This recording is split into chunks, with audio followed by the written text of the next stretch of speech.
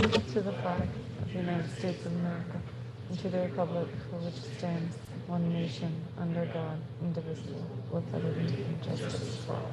Would all please remain standing. This past couple of weeks, the Attleboro Public School Committee lost two important figures.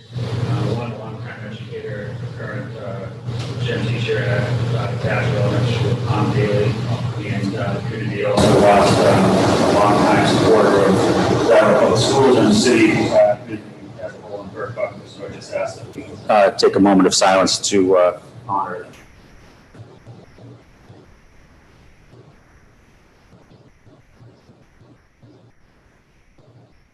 Thank you.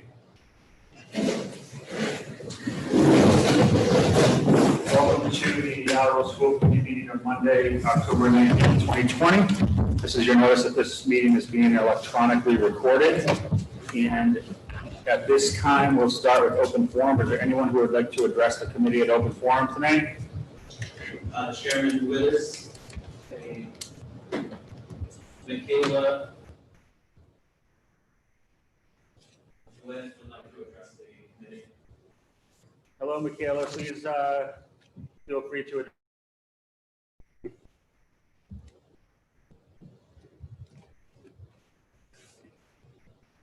Michaela? Is she on mute?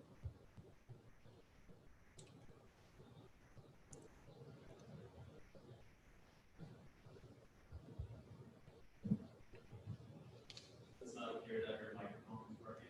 Okay. All right. Next person is Rachel Skirker of 36 Right Circle. Hello, Rachel. Please feel free to address the committee. Thank you. Good evening. My name is Rachel Skirker. I'm the chair of the Health and Safety Committee for the AEA and serve on the MTA Environmental Health and Safety Committee. There's a growing number of students who are not attending school. They do not feel safe coming into school. Some of them are requesting AVA, which we know is mostly at capacity, but others are just not coming in and not engaging remotely. Just because they are being told it's safe, it is not enough.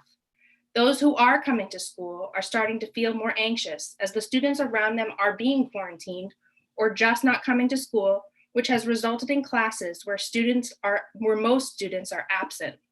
A teacher recently had a class of just one student because the student was absent the day that the rest of the class had been within 6 feet of a student who tested positive. This is causing teachers to plan their in-person lessons, their asynchronous lessons, and then other lessons for kids who are quarantined or just not choosing to come into school. It's creating a lot of stress. Teachers also do not feel safe. They are worried about the sanitizing and disinfecting that is occurring in the schools, along with the buildings having the proper air exchanges. Now that the heat is on, teachers who have classrooms with windows are resorting to opening those windows with the heat on to make sure that they have the proper airflow. People do not think that monitoring the CO2 levels is enough and would like real data to back up the claims about air exchanges and airflow. With all the worry and anxiety, people are more stressed. Stress causes your immune system to be lowered, which makes you more susceptible to sickness. It is also difficult, since it is fall and allergy season, to know what you are truly sick with. I am sure all of this is causing more staff members to call out sick. A teacher said to me a few weeks ago that she didn't want to be Typhoid Mary just because she had a sore throat. And all it really takes is a sore throat or just a stuffed up nose to have COVID and not know it and pass it around. Thank you for listening to our concerns. I hope that tonight you take them into consideration as you decide how to keep our students and staff the safest while engaging in high quality teaching and learning. Thank you. Is there anyone else who would like to address the committee at open forum? Chairman Withers, Joseph Amaral, would like to address the council on the committee. Hello, Mr. Amaral.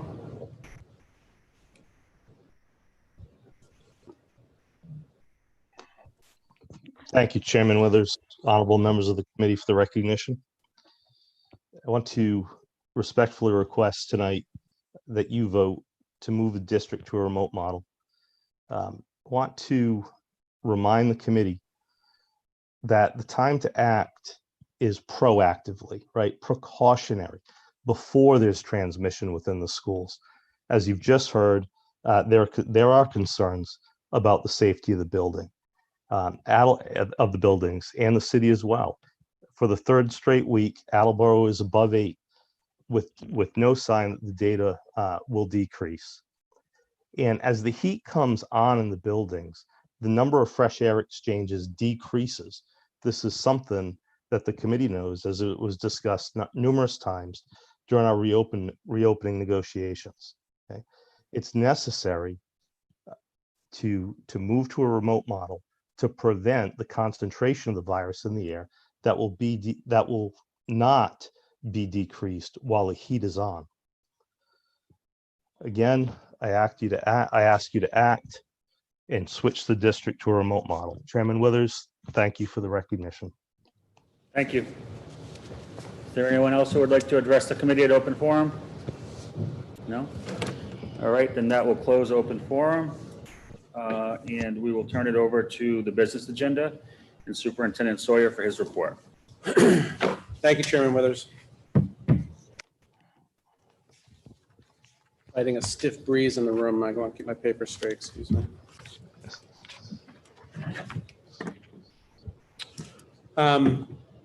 As the committee well knows, we are, for a third week in a row, designated as a red community by the state, and that prompts a serious discussion this evening about how to proceed. I wanted tonight to review a multiple set of perspectives that I think are important for your consideration as you take on this matter. I'd like to start by talking about things that are bigger than COVID. As we're going to get deep into the weeds about the numbers, I think it's important that we discuss a couple big picture things as well as there's an impact to these decisions that go beyond just a decision about our safety. So the first thing I wanted to talk about, I have here a pretty well-known quote that an educated citizenry is a vital requisite for our survival as a free people. Public education's function in our society is to serve the democratic project of this country. Our dependence as a society on public school as a form of childcare is something that developed subsequent to the decision that we needed to educate our children. And so it is important to note that our primary mission is the education of our children so that they can become productive, active members of our democratic society. And that is our primary function, and that is something that we should not shy away from in terms of how we think about these things and staying focused on what our mission is. But it is still true, whether or not it's our core mission or not, there is no doubt that the decision we make tonight will have an impact on families. And even if childcare is not our primary mission, the fact that so many of our families depend on that function is something that we cannot ignore. And I know that many parents have reached out to me personally, and I'm sure to you all as well, wanting to make sure that we remember that. And I just wanted to publicly express that that is not lost on the administration as we consider these things.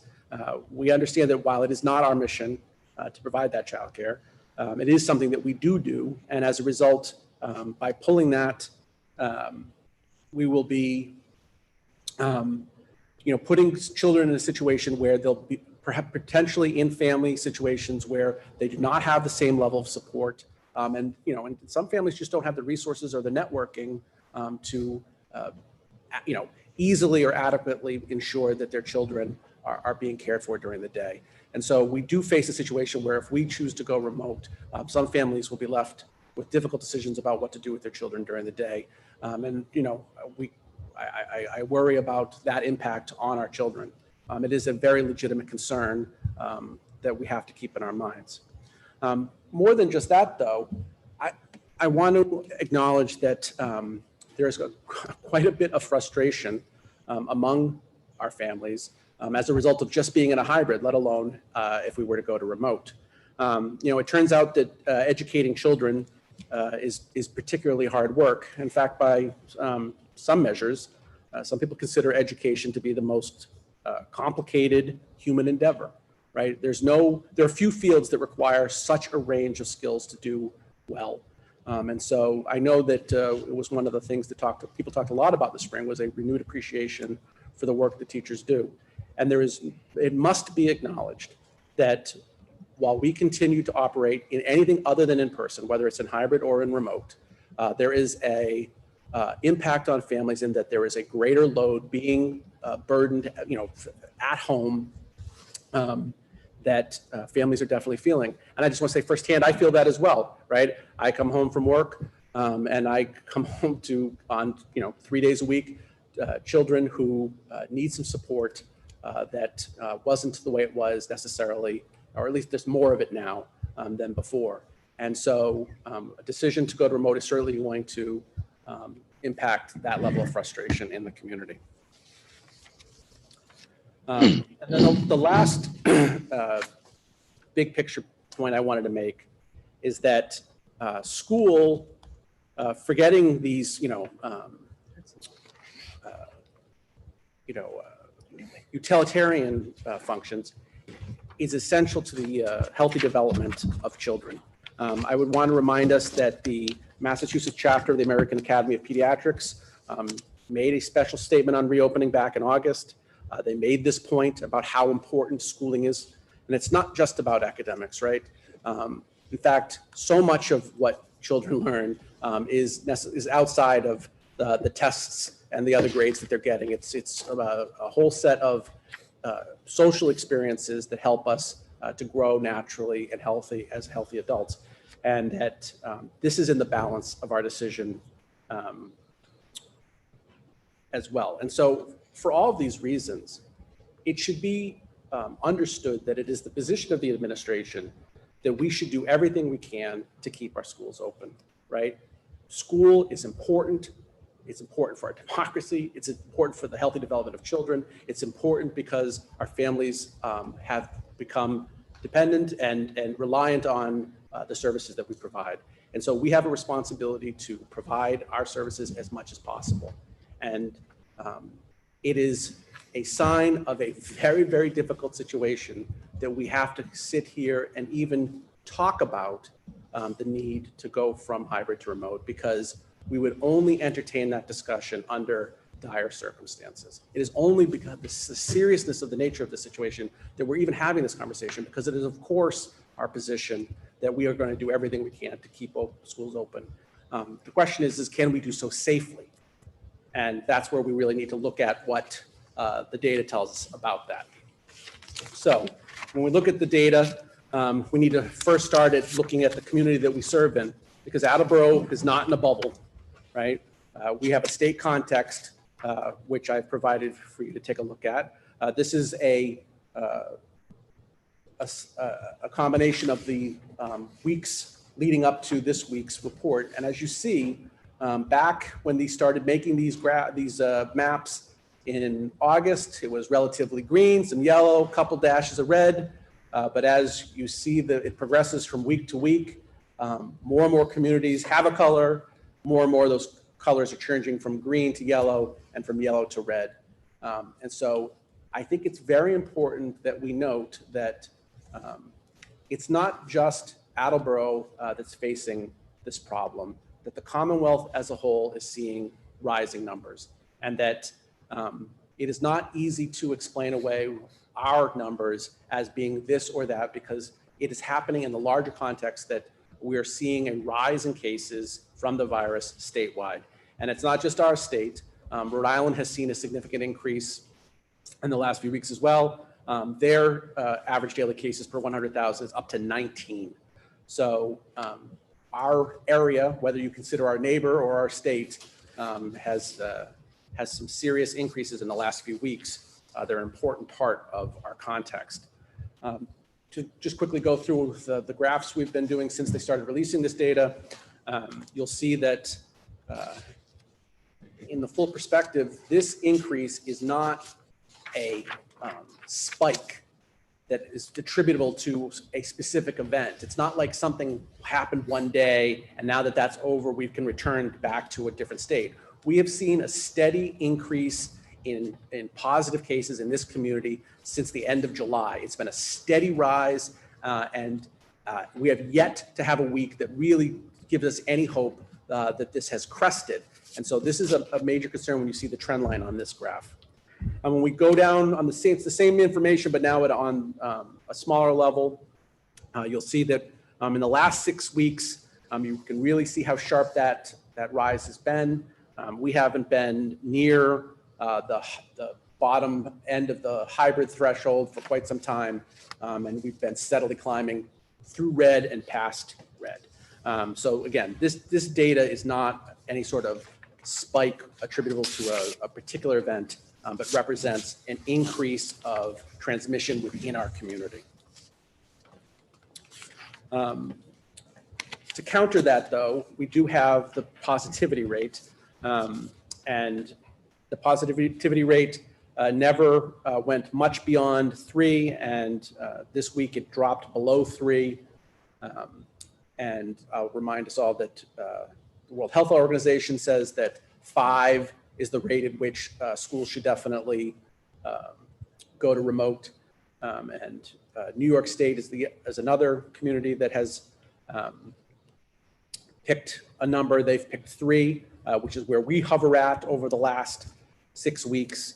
And other communities have picked other ones. I had a conversation earlier today with the health department, and they were talking about how Boston has used the number 4 in their calculation. The health department's actually looking into where that number came from and how it was arrived at. So in terms of our positivity data, it is elevated, but it is not as troubling as some of the other numbers. So in a final comment on our local data, I did reach out to the health department as is part of the guidance, and wanted to convey a couple of the messages that I heard from the experts here locally. The first is that unlike some other communities, there's no convenient explanation for why our numbers are high, right? There are communities where people can attribute a spike to specific areas within the community. As was said to me, there's no major congregate setting, right? There's not a place where a whole group of people caught the virus, and therefore, because those cases were quarantined, the close contacts were quarantined, that stopped, we're going to go back to some sort of lower number.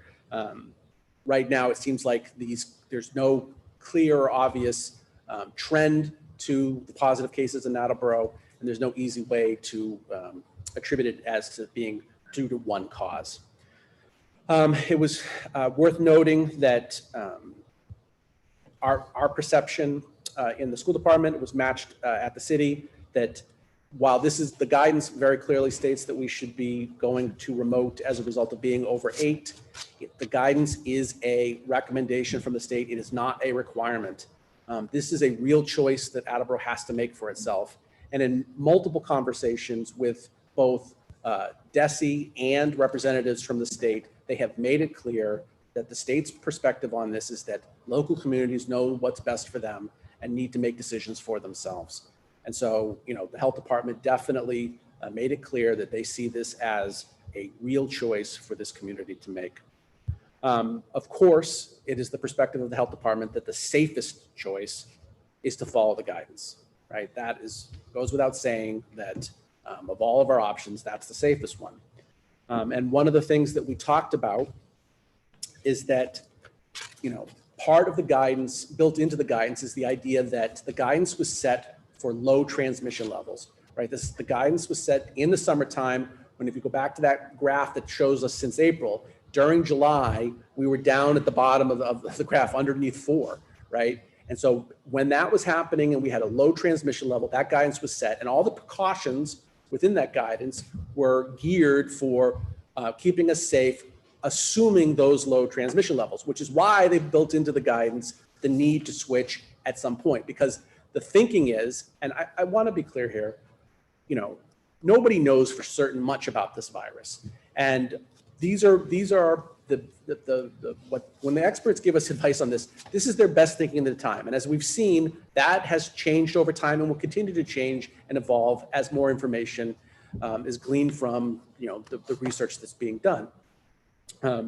But the thinking here is that at some point, the number of people who are sick gets to a point that becomes too much for these precautions to continue to be effective. And nobody knows where that level is.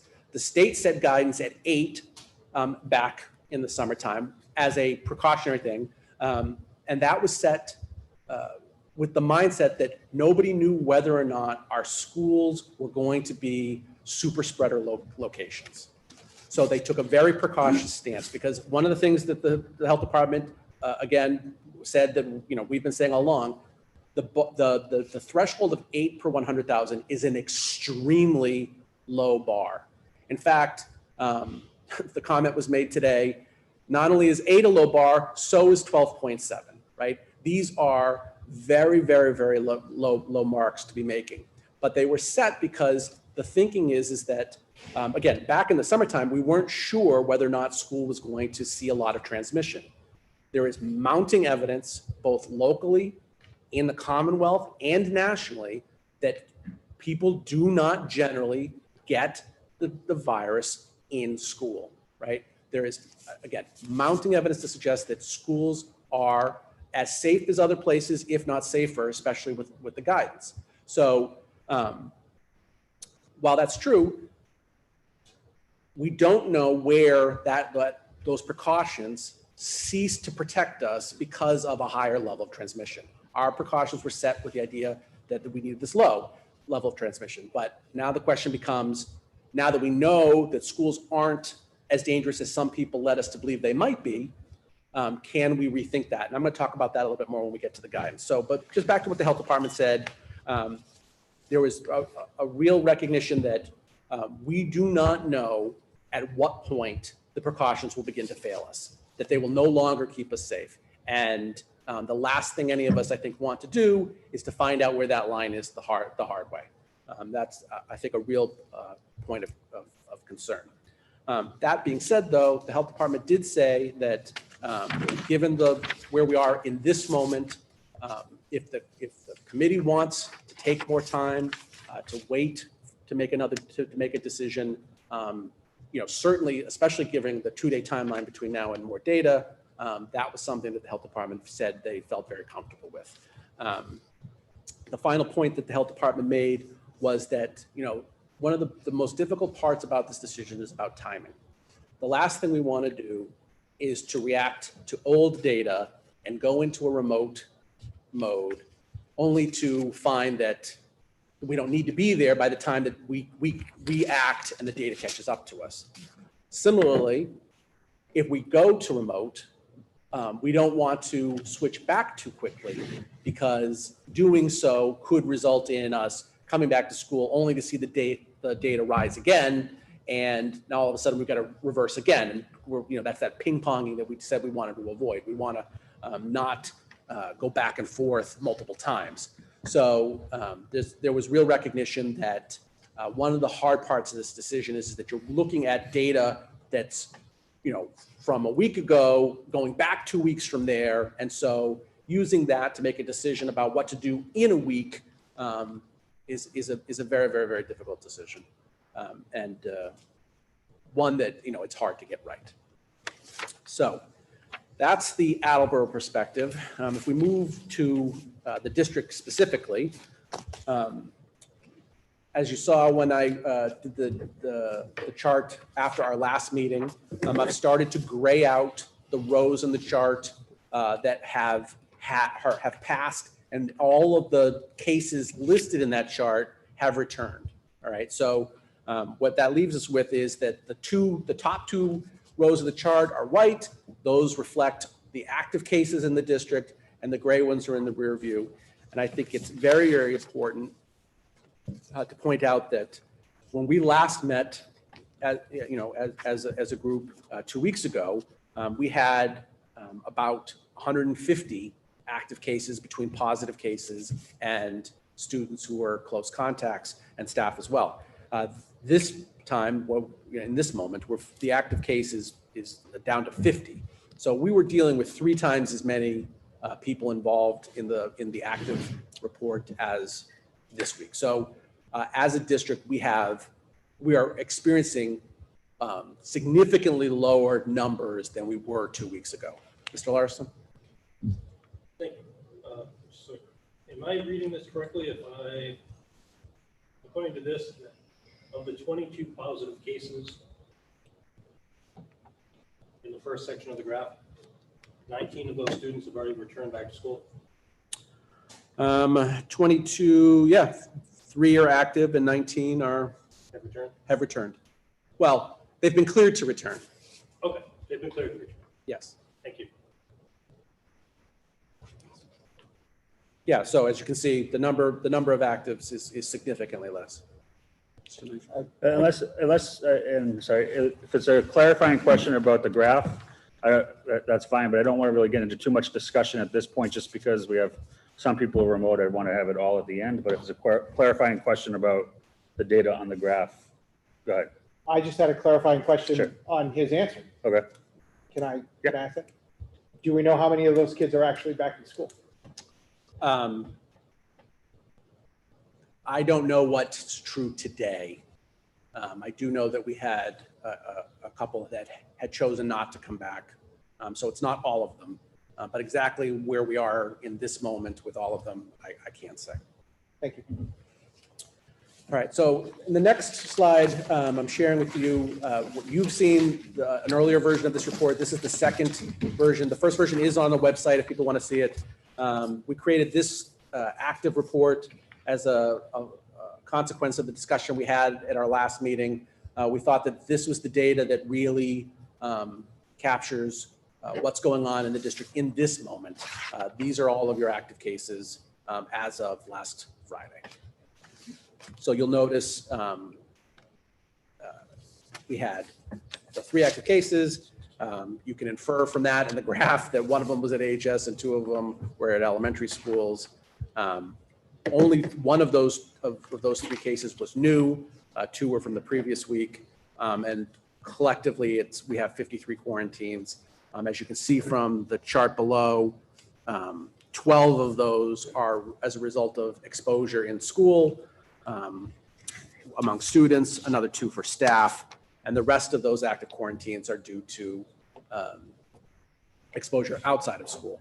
And I'll take this moment to point out that what I've said previously, I'll say now even more emphatically, that in this moment, under the conditions that we're currently experiencing, students are catching the virus, our positive cases, and most of our close contacts are due to family exposure, right? That's where people in Attleboro are largely getting exposed to the virus, is through family contact or through the social lives of their families and their families contact outside of school. The last thing I would say in terms of APS data, we did survey the staff and basically just asked them about how they felt about what we should be doing. And I think there were, as I shared the full results with you, you saw the comments. I did graphs for each of the different groups so you could, compare what different levels were saying.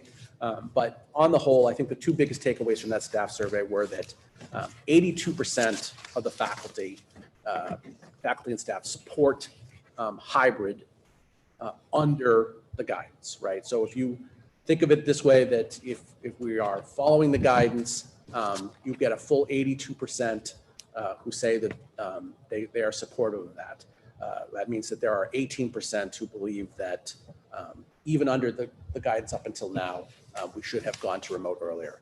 So the perception that a majority of the staff in our buildings feel like that they are unsafe, I think is undermined by this data.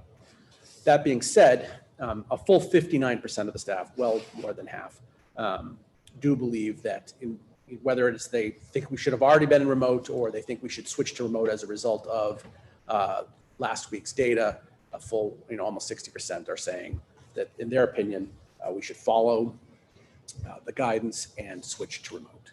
So that was the faculty perception. And I just want to clear that's we sent that to all APS employees. So that was a chance for all of our employees to weigh in, not just educators. So to sort of summarize all of this, our positive cases, we have quite a few of them. When I talk to superintendents in other communities, our numbers are higher than theirs. I think that reflects, one, that we are a larger community than most of them, not all of them, but most of them. And two, we are the one that's right up against the Rhode Island border. And so I think what we're seeing here in Attleboro, which, our status as a red community reflects the community as a whole. That's not the schools. As you can see, whereas the number keeps climbing in the community, we've seen in the last 2 weeks, the cases in the schools actually drop pretty precipitously. I think the numbers that we're seeing here, which are higher than many of our neighboring communities, just reflects some of the demographics of Attleboro in terms of where we are and our size. I should also point out that if you've been reading the paper, those local communities are starting to finally see their own positive cases. There was a couple weeks there where it was just us. I was wondering what we were doing, but they've joined the party now too. And my guess is that as the state numbers continue to climb, they will continue to see, more cases as well. I am proud to say that as of today, we still have 0 cases of in-school transmission, right? That is yet to occur. And I will reiterate that you don't have to take my word for it. I don't make those decisions. That's what's reported to me. That's what both our health department and the state determined together. The epidemiologists, the people who do the contact tracing, they're the ones that make the decision on where that's happening. And again, up to this point, all of the positive cases in the district have been attributable to a very specific previous positive case. They know where that positive case came from. Well, they don't know. I guess you could be exposed to a positive case and not get it from them, and then, just by happenstance, caught it someplace else. So I should restate that. They feel strongly that that's the likeliest source of the positive exposure. So we had one case in which there was no known contact, and so that one's left to being unknown. But it was the opinion of the state's epidemiologists that was not attributable to the school, and that's what the grounds on which we make that claim. And just by way of proof that that's true, the state has a team that they send to districts where there is in-school transmission. They do testing, they do the contact tracing. It's a resource that they're providing to communities that have in-school transmission, and they haven't come to Attleboro because the state's position is that has not happened here. And if it does happen, we'll all know that it happened because they'll be arriving to provide support. As Ms. Skirker mentioned in open forum, I think it is true and something that we should point out, and something that I think came up in the comments in the survey. Close contacts are disrupting to the learning environment. I'm relieved to see that number have gone down in the last 2 weeks, but when we had such great numbers out, especially at the high school, it really did have a negative impact, both on, I think, many students' perception of the safety of the school, as was alluded to, but also just an extra strain on the classroom environment because it's already a challenge to develop good lessons for the conditions that we're operating under. And so to all of a sudden have significant numbers of your kids out in your classroom certainly makes things harder for our teachers. And then the last thing, as I've already stated, our staff are committed to hybrid, but under the guidance. I think they have a strong expectation that we're going to follow guidance. So I conclude this section by just reiterating what I've been saying all along. I think we can say pretty definitively now, our schools are safe. I think that they're a safe environment. I think we have good evidence. We've been in school for 5 weeks.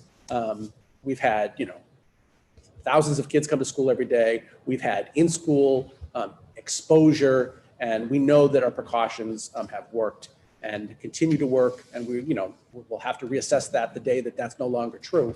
But up to now, I have good reason to state that, it is safe to send your kids to school. So for families that are hesitant to do so, has been alluded to, we have, numbers of families who, based on our red status and based on the cases we had at the high school, are refusing to send their kids in. We also know that there are students families who signed up for the AVA who are finding that learning environment a difficult one for them. I'm here to tell you, online learning can be a huge success. And I've talked to families who love the platform and think it's going great and are very, very happy with the experience they're having. But not everyone, I think, is cut out for what's required to be successful in that environment. And so we know that there are families that are struggling to get their kids to engage in that work. And so for all of these families that are either hesitant or worried about it, I just want to say unequivocally, the schools are safe. Please feel comfortable to send your kids back to school. It's where, we're the best at doing what we do well. And so we'll do as good a job as we can and the best of our work under those circumstances. So switching now to a review of the state guidance.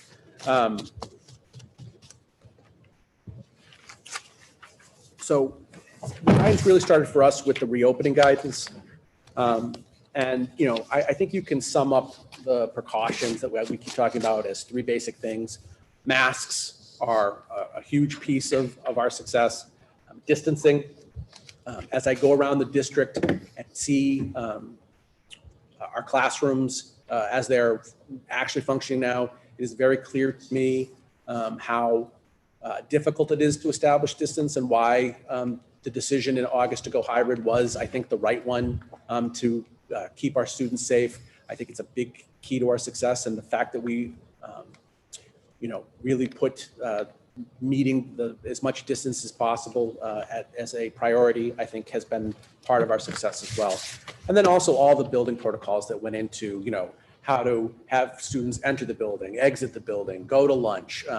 The fact that we are cohorting our students together, K-8, and having, reducing the number of contacts in a day. All the kinds of things that we created as part of those reopening plans were part of that initial guidance. And I think it's important to note that, we've had 8 episodes where there's been in-school exposure and, to this date, and 0 transmission.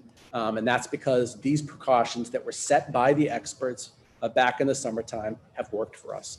And it's through the dedication of that staff, who are asking us to continue to follow guidelines that we have continued to make things work.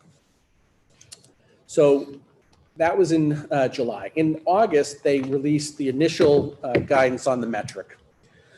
As you know, they established 8 per 100,000. And as I've said, that was a very, very low mark, which I think was set to, one, be a precaution, and also one that reflected that there was still a lot to learn about whether or not schools were going to contribute to transmission or not. A couple points that they made at that time was that they expected us to use multiple weeks, but the way that they wrote it was vague, and it suggested that it was just about making sure that you were seeing a directional trend, right? So that what they didn't want you to do is to be, well below 4, and then you're in a community in which, one family all catching it in 1 week results in your number going up over 8, which, the numbers are such that that would not be hard to imagine in many of our neighboring communities. And so if you've been flat all along and then you have this one case that jumps up, don't overreact to that. There was a little bit of that in there, but they did not at that time make it quite as clear as they do later on in September. They did say that we should be consulting the health department. I reached out today specifically so I could convey, how the health department's feeling today. But I just want to point out that we're very lucky here in Attleboro. We have such a great relationship with our health department. Our nurses and the health department are working together every day. There's communication back and forth, sharing of information, working together to ensure that we can move as fast as possible. And I was shocked on a call with some other communities to learn that there are places where the health department does not share information with the schools. Feels like that's privileged information that school officials shouldn't have access to. And I can't imagine operating as we have over the last 2 months without the kind of cooperation we've had from the health department. So we have been certainly consulting with the health department. They certainly cautioned us to check the local positivity rate as a second measure. Obviously, we've been doing that. That's why we include the positivity rate in our graphs every week. And then they also told us to check for other concerning trends, and that the expectation was that a community would switch to remote if you went above 8, unless there were extenuating circumstances. So the idea being that unless you can explain away a number of over 8 as not being a threat to the safety of the school, you should go remote. That was that initial guidance. Now, since then, they've released some revisions to that. And, I have to say that I think people should understand that because this is still an evolving situation, that people's perception of what's true and what's best practice has changed over time. And so the idea that the guidance is going to continue to change is something we should all be comfortable with and expect. I know that there are some people who want to go back and think back to what was said about things in September or in August, but the fact of the matter is that we have to keep changing our perception of what's the best thing to do based on the most recent information that we're being given. And so in September, there were changes made. They explicitly changed that language around use several weeks to say, don't change unless you've got 3 weeks in the red.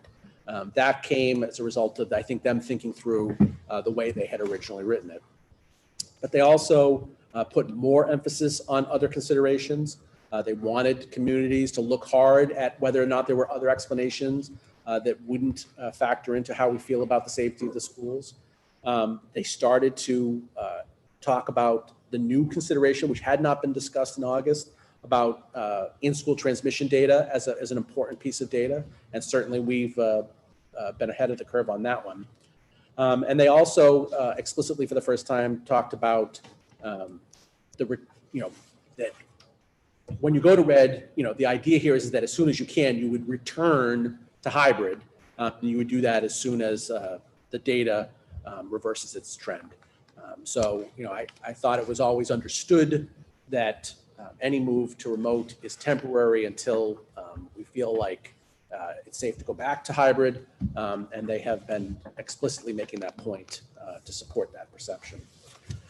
So that's today, but they did tip us off last week that there's new changes that are on the horizon. Specifically, we were told that there would be additional clarity provided for certain considerations. Specifically, we were told that communities that have red status because of an outbreak at a nursing home or at a local college or in a prison that is located in the community, those would be the kinds of considerations that they, those are the explicit considerations that they've been talking about all along since August. So they've always been telling us, take a look at your data, see what the reason for this is, and if you can explain this as being attributable to something other than what would affect schools, because hopefully if you have an outbreak in your local prison, that's not something that you have to worry too much about having a spillover effect on your schools. So those kinds of things, they're going to be giving us new written guidance that's explicit about that. Unfortunately, none of those particular specific explanations apply in this situation that we're facing here in Attleboro. And then the last thing I would say is that the commissioner did express to us that he had requested that the doctors who wrote the original guidance to reconsider what the guidance says in light of the fact that we now have this data both at the state level and at the national level that suggests that schools seem to be safer than people worried they might be. And so perhaps we don't need to be quite as cautious. So the two things that he did say that he has asked the doctors at the state level to consider is at what number, they've already set the threshold of 8 to go remote. But he wants to know at what level should no one be in our schools? What sort of community context is we should, not allow people in, and it should no longer be a local decision, that it should be an automatic decision. So he's asked them for guidance on that. And he's also asked them to reconsider whether or not the threshold of 8 makes sense now that we know that schools, there's good reason to believe that schools are safer than was feared back when the initial guidance was set. So those are things that he's asked the doctors. He did not in any way indicate what their response was going to be or what the timeline for getting a response for them was. So I don't think there's any reason to hold out for more information on those matters at this time. But I did want to alert you that that was something that he mentioned to the superintendents in our call last week.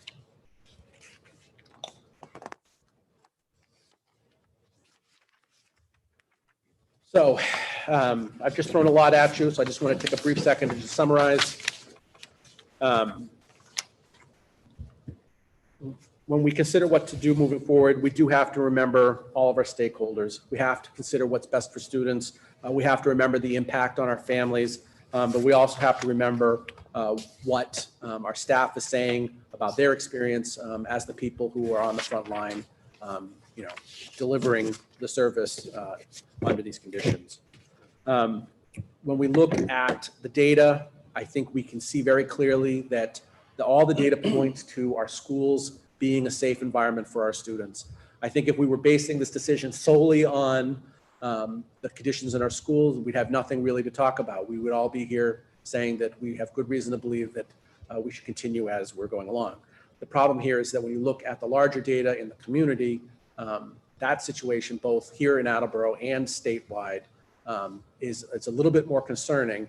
And while I don't think that it's at a level that we should hit the panic button on at this moment, it definitely undermines our confidence in knowing at what level the dynamics change for how safe we all are. You certainly should remember the guidance, both where it started, the fact that it has evolved, and the fact that there are signs to point that it will continue to change.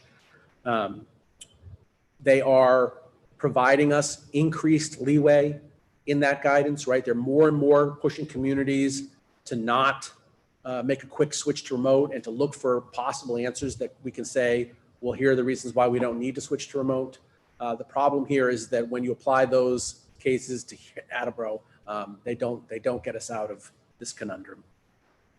And so finally, we need to think about the impact of our decision. So, we need to worry about the safety of our staff and students. We don't know where the limits are of the effectiveness of our precautions. We don't know whether there are any limits. Maybe, we could all go back in full in person, and with these precautions, everything would be fine. We just don't know. But I do know that there's reason to believe that the original guidance was set with the belief that we wouldn't want to find that out the hard way. Educationally, it is the preference of the district to stay hybrid, right? We think that we can, in the safest way possible, educate our kids the best by teaching hybrid, but that only works if it remains safe. And to this point, it certainly has been. And then the final thing I would just say is that our credibility as an institution is at stake in this decision.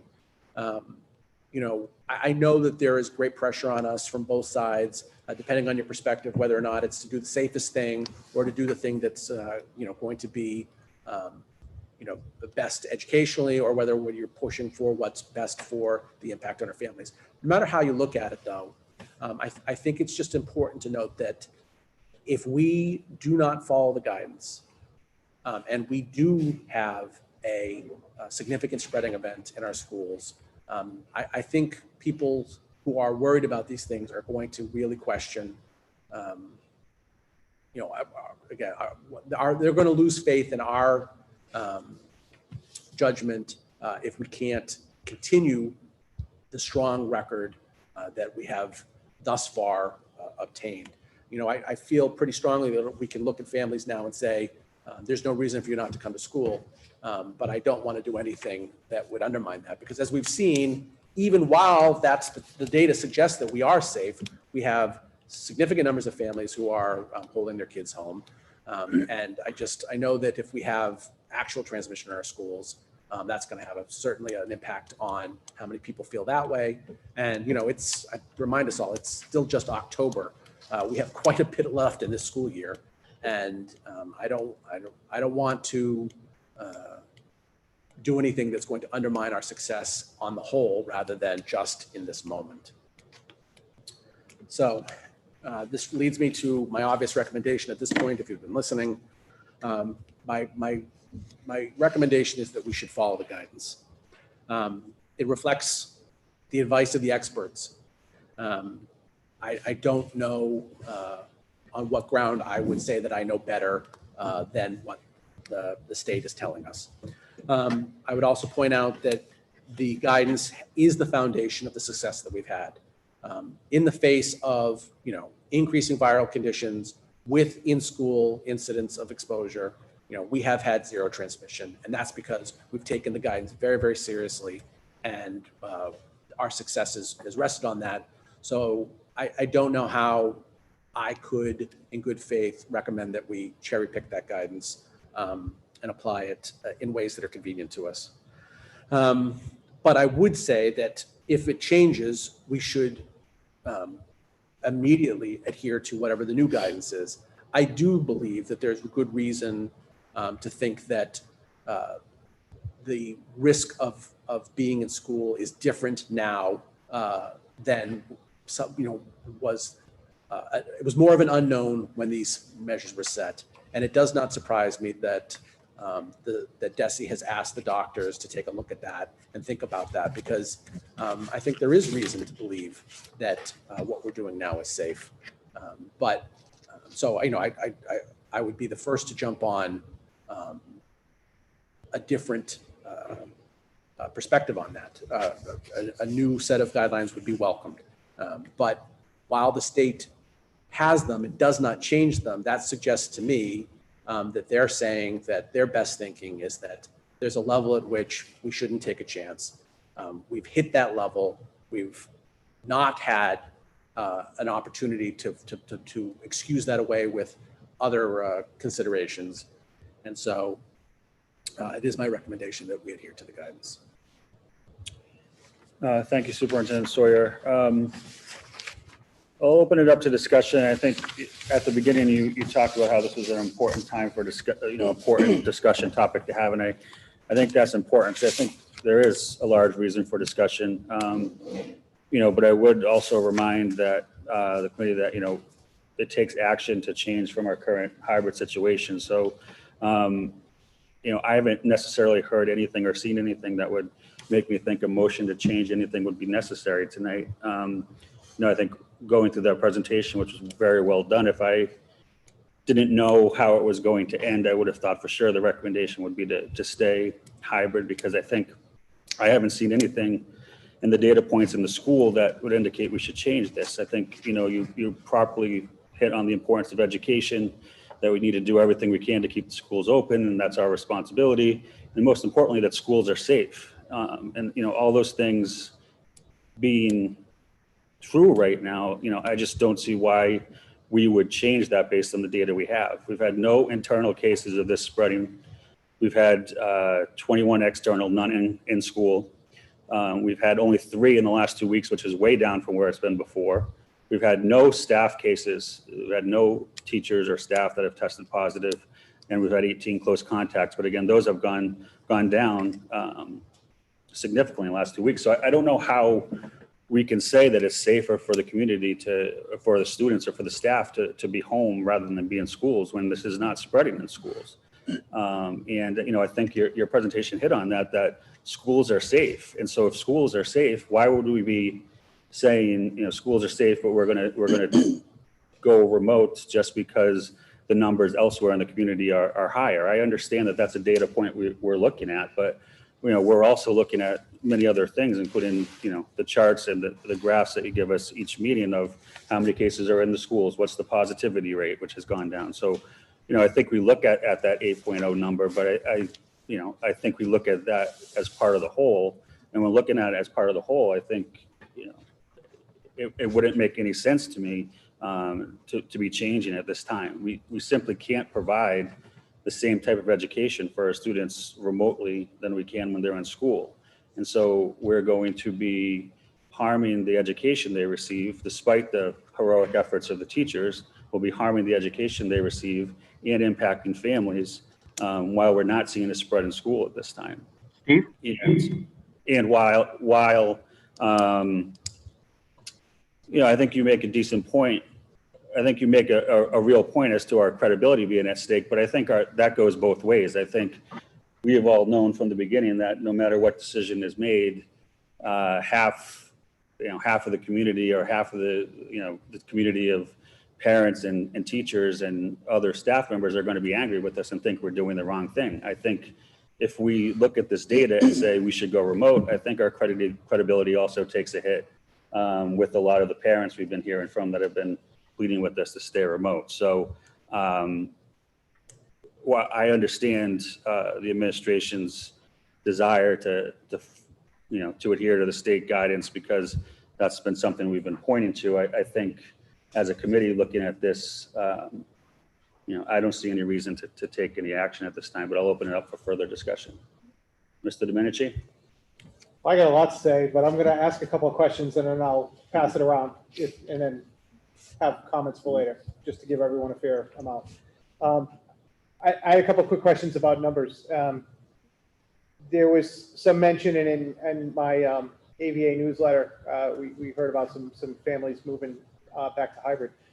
Do we know how many students have moved from AVA to hybrid? Since the 16th, I believe, was kind of like the start to be able to make the transition. Right now it's about 50, but we keep getting requests each day. Okay, so if I ask how many students move from hybrid to AVA, is that also the same number? Hybrid to AVA, so we have more requests for that than we do for students returning back to the hybrid model. Right, so but what I mean is, like, if students are returning to hybrid, it opens up a spot on AVA. So I would imagine for every kid that goes to hybrid, another child on the waiting list to AVA can go to AVA. And even with that, how many students are still on the waiting list for AVA? We still have, I would say probably about 20 students at the elementary level for AVA, and then we have a lower number at the middle school level, and at the high school level, we have probably over 100. Okay. And then, because I can't remember, in the schools, and this is my last question, and I've got other comments, and I'll stop. Are we adhering to 6 feet separation in schools at our desks, or are we doing 3 feet? We are doing 6 feet wherever possible, which is a significant portion of the district, but there are places where it's not physically possible, and so it's less than 6 feet. But I am unaware of any classrooms that are at 3 feet. They're all, to my knowledge, better than that. Somewhat, so greater than 3, if not 6. Yeah, I mean, we certainly have classrooms at the high school that are in the 4 to 5 foot range. Sure. Okay, those are the questions I had, so I'll stop now. Thank you. Mr. Storrs? Thank you, Mr. Chairman. First, I want to say to the administration, thank you. One of the things you did, I thought it was much better, is you highlighted the active cases like we talked about last time. I think that made the data more usable, better to look at. It focuses on the actual current story rather than since the start of the school year. Also, you provided a slide from the American Academy of Pediatrics that talked about the things that I talked about back in August, that the purpose of our schools is more than just the education. Of course, that's our primary responsibility, but it's the mental health and the social emotional and the nutritional and all those other things that we talked about back then. And those things are so important, we can't lose sight of that. We can't just say, okay, we need to shut down because of we might. We need to look at the big picture. And the big picture is our students get those things at school. There's so much more that they get at school than just their education. Obviously, the education is the main thing that they're getting, but all those other things matter. You know, I was expecting to see the numbers within the schools go up over the last 2 weeks. I looked at this data, I was pleasantly surprised in that aspect. I mean, we went from 13 active cases to 3. We went from 150 quarantines to 53, almost a third.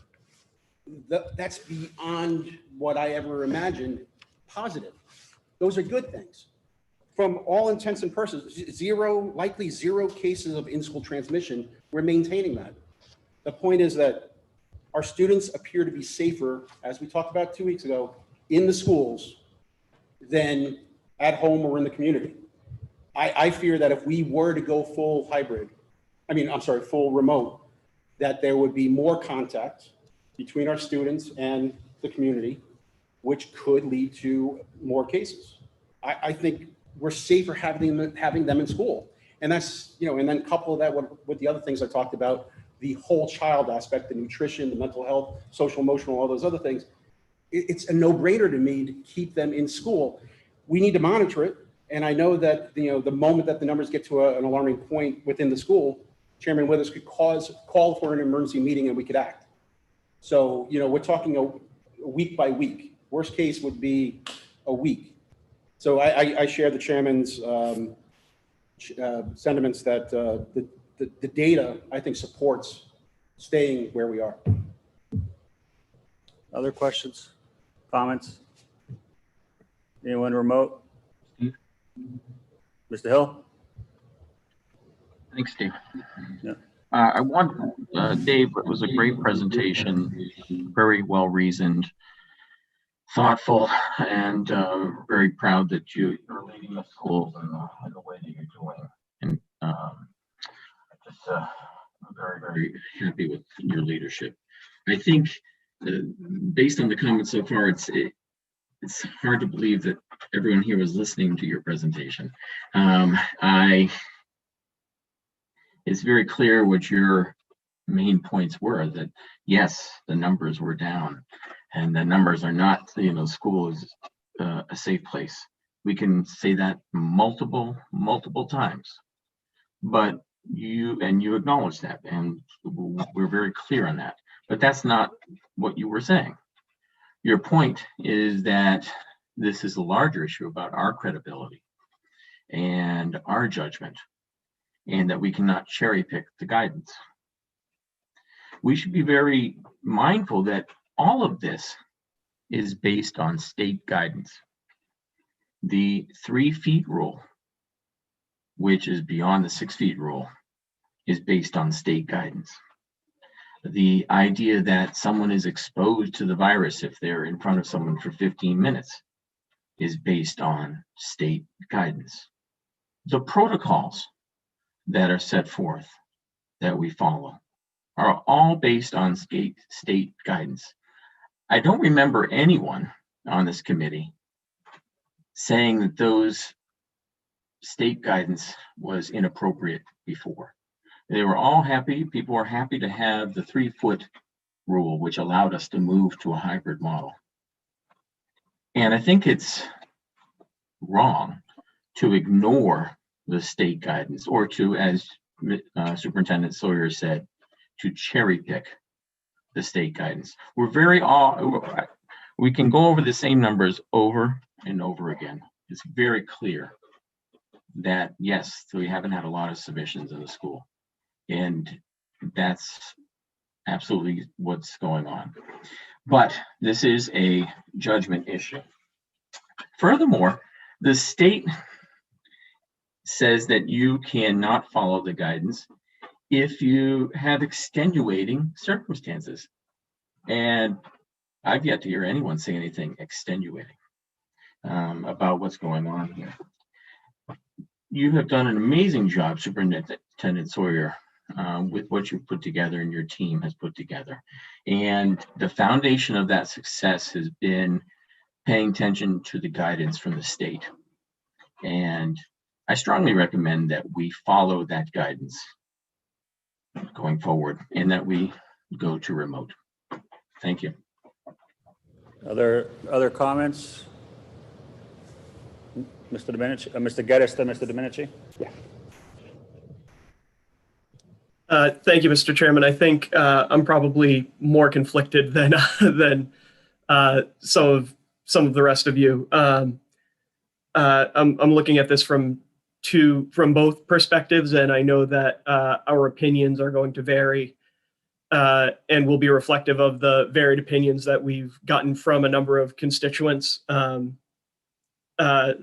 I do want to echo Mr. Hill's comment. Thank you to the administration and to all of the educators for all of their efforts to keep the schools as safe as they have. And I also want to apologize for the folks that have reached out to me about their concerns that I have not had a chance to follow up with. But I think to Mr. Hill's point, the educators are doing their best to keep the buildings as safe as possible. And we have not, I think we need to start qualifying that we have not had any positive cases. We haven't had any in-school transmission yet. As our community number has quadrupled since August.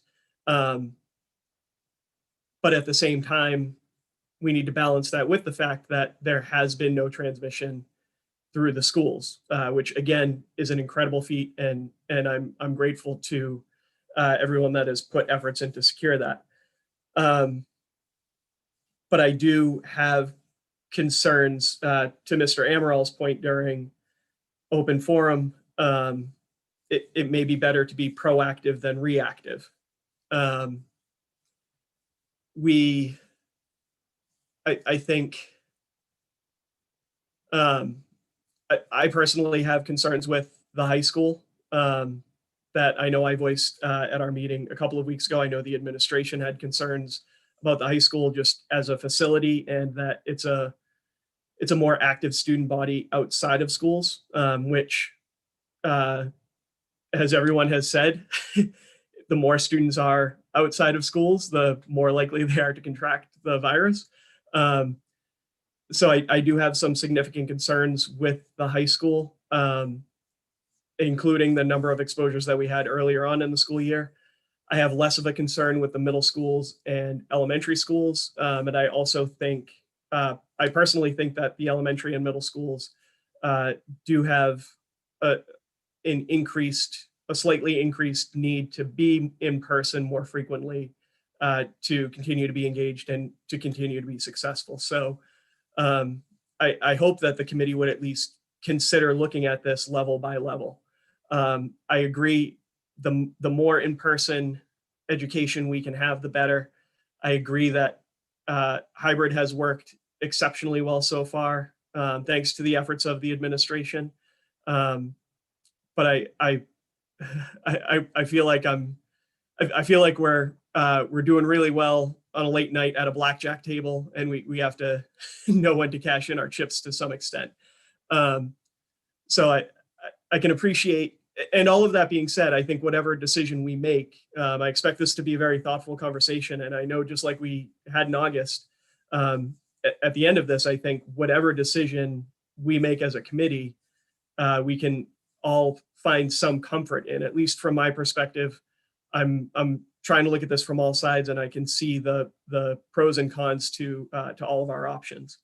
But I think we do need to at least consider taking some action. And for me specifically, that would be at the high school.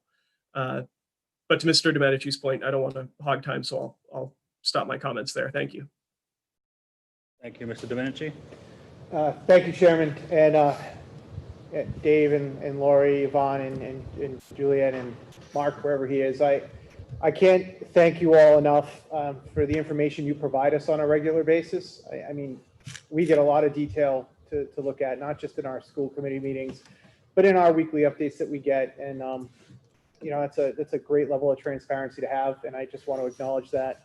When I first read the presentation, I got some mixed thoughts about it. And it's really no surprise, because I think there's a lot of mixed responses to how students, teachers, and families are feeling. You know, you've got kids that are happy to be in school, and you've got kids that aren't. You know, they're going, but they feel like they're isolated with people. You know, you have kids that can work well remotely, and you have others that have challenges. I would be remiss if I didn't mention, you know, Mr. Storrs always brings up points that I think pain us all: food inequity, social emotional concerns, mental health, internet. You know, there's probably others that are all important, and they all weigh in, and they're all important to all of us. So for anybody, you know, watching, like, these are not decisions any of us take lightly. We are absolutely in touch with what's going on. We're living it. We're all parents. We've had kids through APS. We have kids still in APS. Some of us are remote. Some of us are not. We're listening to everybody. You know, a lot of parents that are reaching out. They want their kids in school, and of course they do. And you should be the #1 advocate for your kids. I am for mine, my wife and I. So yeah, we know how you feel. I've also had a lot of parents saying, "What are we waiting for? You know, why aren't we remote yet?" We have the majority of teachers feeling right now we should be remote. Either we should have already been remote or we should now be remote. But that doesn't come without reservations even on their end. I read all the comments that we received in the surveys that you provided. And a lot of the teachers have mixed feelings about it as well. You know, and we use this data that we get, you know, early on, as Mr. Hill mentioned, you know, the guidance seemed more of a requirement. We needed certain things in place, certain protocols, 3 different plans. Now the guidance is, you know, a recommendation, but not a requirement. And that troubles me a little bit because our numbers continue to climb. We don't really know how many students are positive. We track how many have been identified as positive. We simply don't know how many kids are positive in our schools. Unless we're testing them every day, you know, which will never happen. We can't really know. But yes, the numbers are showing that at least, you know, our protocols are doing our best to keep any spread. We know we have kids that are asymptomatic in our schools. We just don't know who they are. But they're not coming in without masks. They're not coming in sitting right next to their friends. So yeah, I'm thankful and grateful that the planning that's been put in place is seemingly working. But I think we've also been lucky. And you know, a lot of our educators have raised a lot of valid points. Some even called in tonight.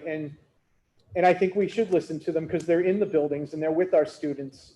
And it's not without their own recourse or challenges in that they want their kids in school.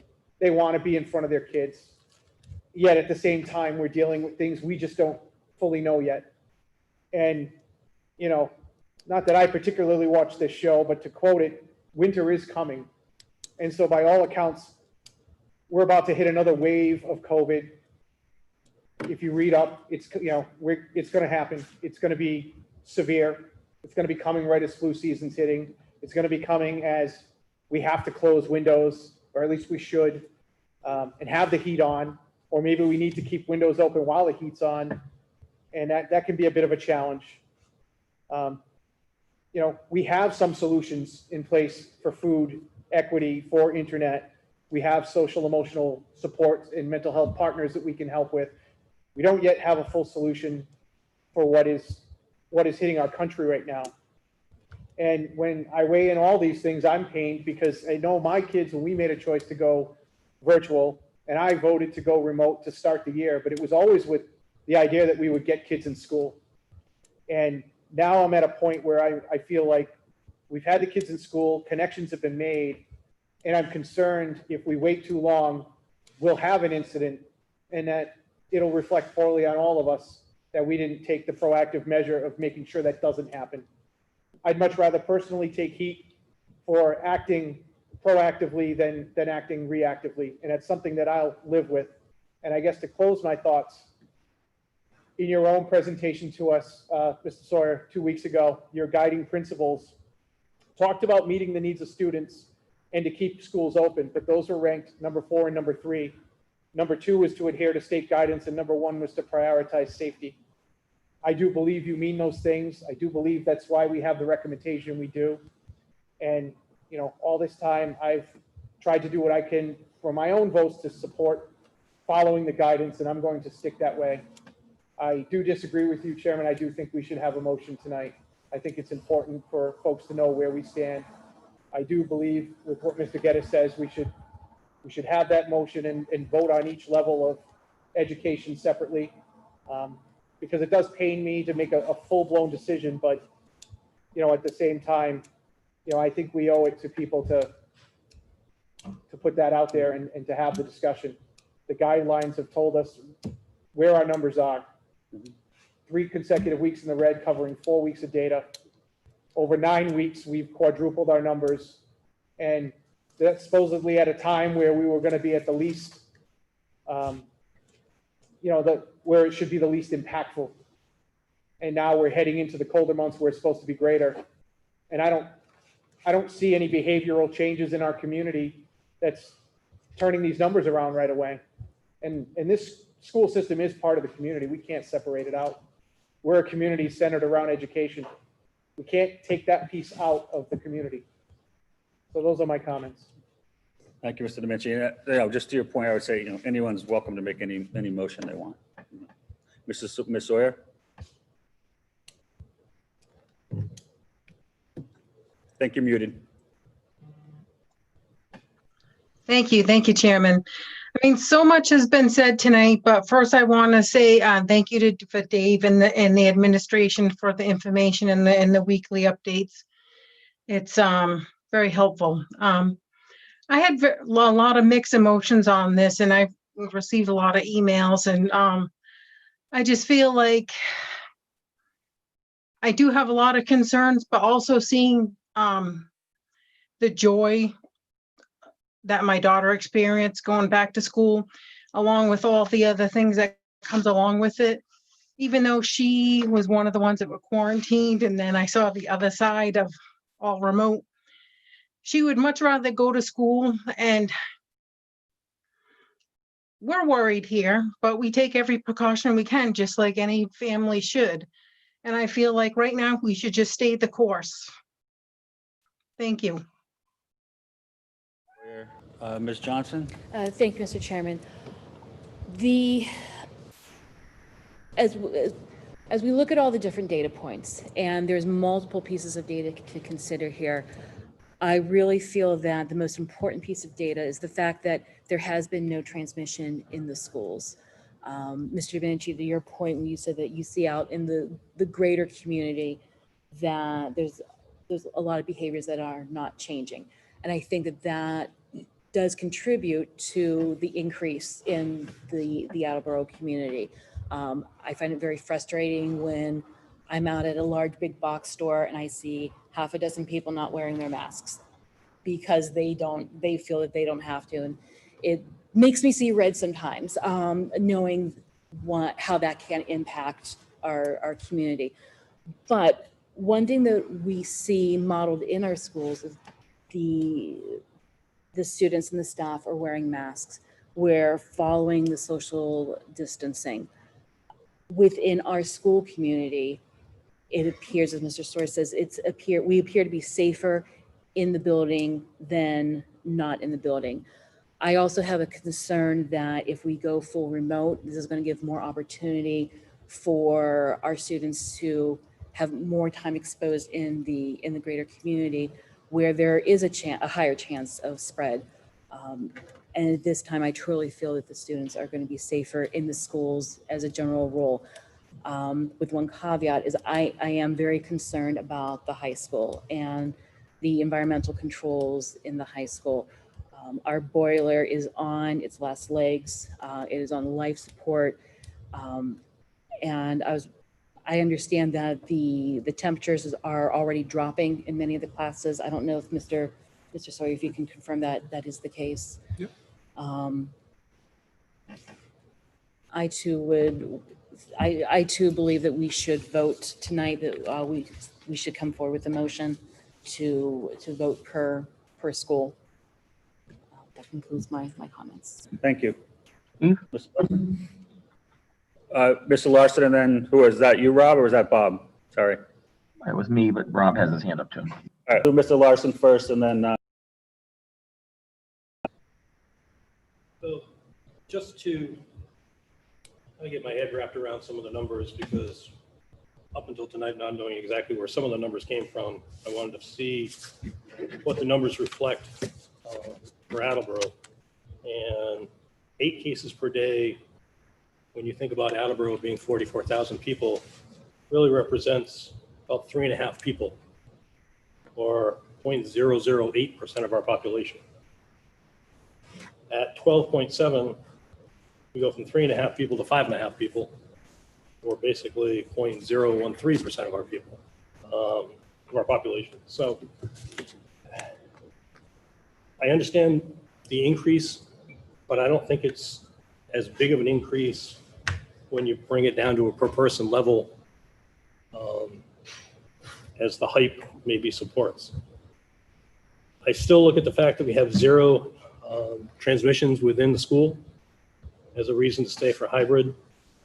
The students' interaction with each other and the in-person services that they get, even on the hybrid model, I think is so very important to so many of our students. I think there's a much better education in the hybrid model. I know specifically at Attleboro High School, there's education that happens at Attleboro High School that quite honestly, you just can't do remotely.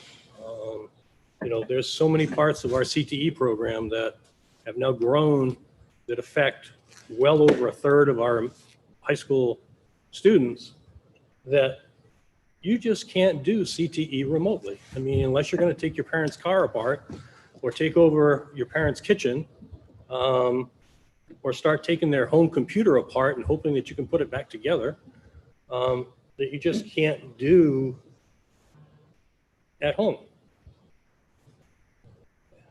Everybody that's reached out to me, and I know there's a petition that went around, they all want the students to stay in the hybrid mode.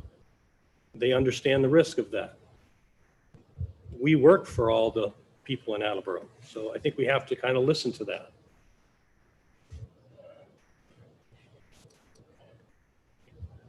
I think that the presentation that we saw tonight even shows that the schools are safe and that we can continue to be in them. We need to continue to watch. I think the presentation was fantastic from the superintendent. But I think we also have an obligation to the community to do what we're supposed to be doing here, and that's to educate the children and the students to the best of our ability. So, thank you. Thank you. Mr. Hill? Thank you. I think it would, first of all, for anyone who's going to argue that we shouldn't go remote, it would be incumbent upon you, and I would actually ask this of the other committee members, to say for the record that you think the state guidance is wrong, and that in your wisdom, you feel that you have a different standard and that you would like to not follow the state guidance because you think it's wrong and that there's some errors in there. The state guidance was made by statisticians, epidemiologists, and experts. It's not perfect, but I'm not going to ask the committee members to repudiate the state guidance. I'll speak for myself and say, you said earlier that we were cherry picking or ignoring it. Can I finish my comment, Steve? Can I finish my comment? I'll finish my comment and then you can go ahead. Why? Why do you get to finish your comment? I was right in the middle of saying something. Because you were asking me to have the committee members speak out and repudiate the state, which I think you knew I wasn't going to do, and is an unfair request of committee members. Well, if you're voting to not go remote, then you're saying you don't want to follow the state guidance. What I am saying, and I will speak for myself, is simply that there's a lot of data points and a lot of issues that we're looking at that we have discussed at every meeting, one of which is the state guidance. It has never been the sole item we've looked at, and it's not tonight. Do I think we should ignore it? No. If we were ignoring it, we wouldn't be having this discussion, because everything else points that we should be in school and not discussing it. That's the only item, is any reason we're even having this conversation today. So no one's but I think the point, Steve, though, is that the guidance, we're choosing not to follow the guidance because the guidance is wrong. The guidance is an improper standard. Guidance is a recommendation. It's not a requirement. Okay, so we're not following the state guidance because it's not the right standard. I think the second part, which I haven't heard anyone about, is extenuating circumstances that it can explain the cases per week. No one's mentioned that. That was one of the cases that the state mentioned as well. The third thing that I would ask, and what is the standard then if we're going to not follow the state standard? What is the actual standard that people would be following? Thank you.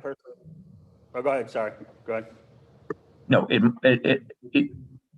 thank you. That's all I want to say.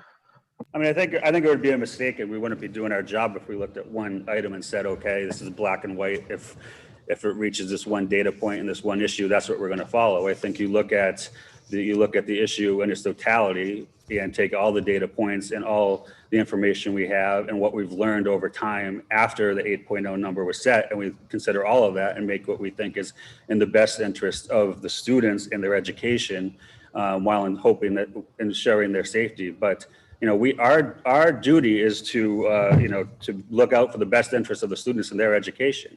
And I don't think looking at one data point is how we do that. I think we look at it in the totality, and we take long, thoughtful consideration and discussions, which is what we've done at every meeting, and what I expect this committee to continue to do going forward, as this continues to be an issue for the next several months, I would suspect.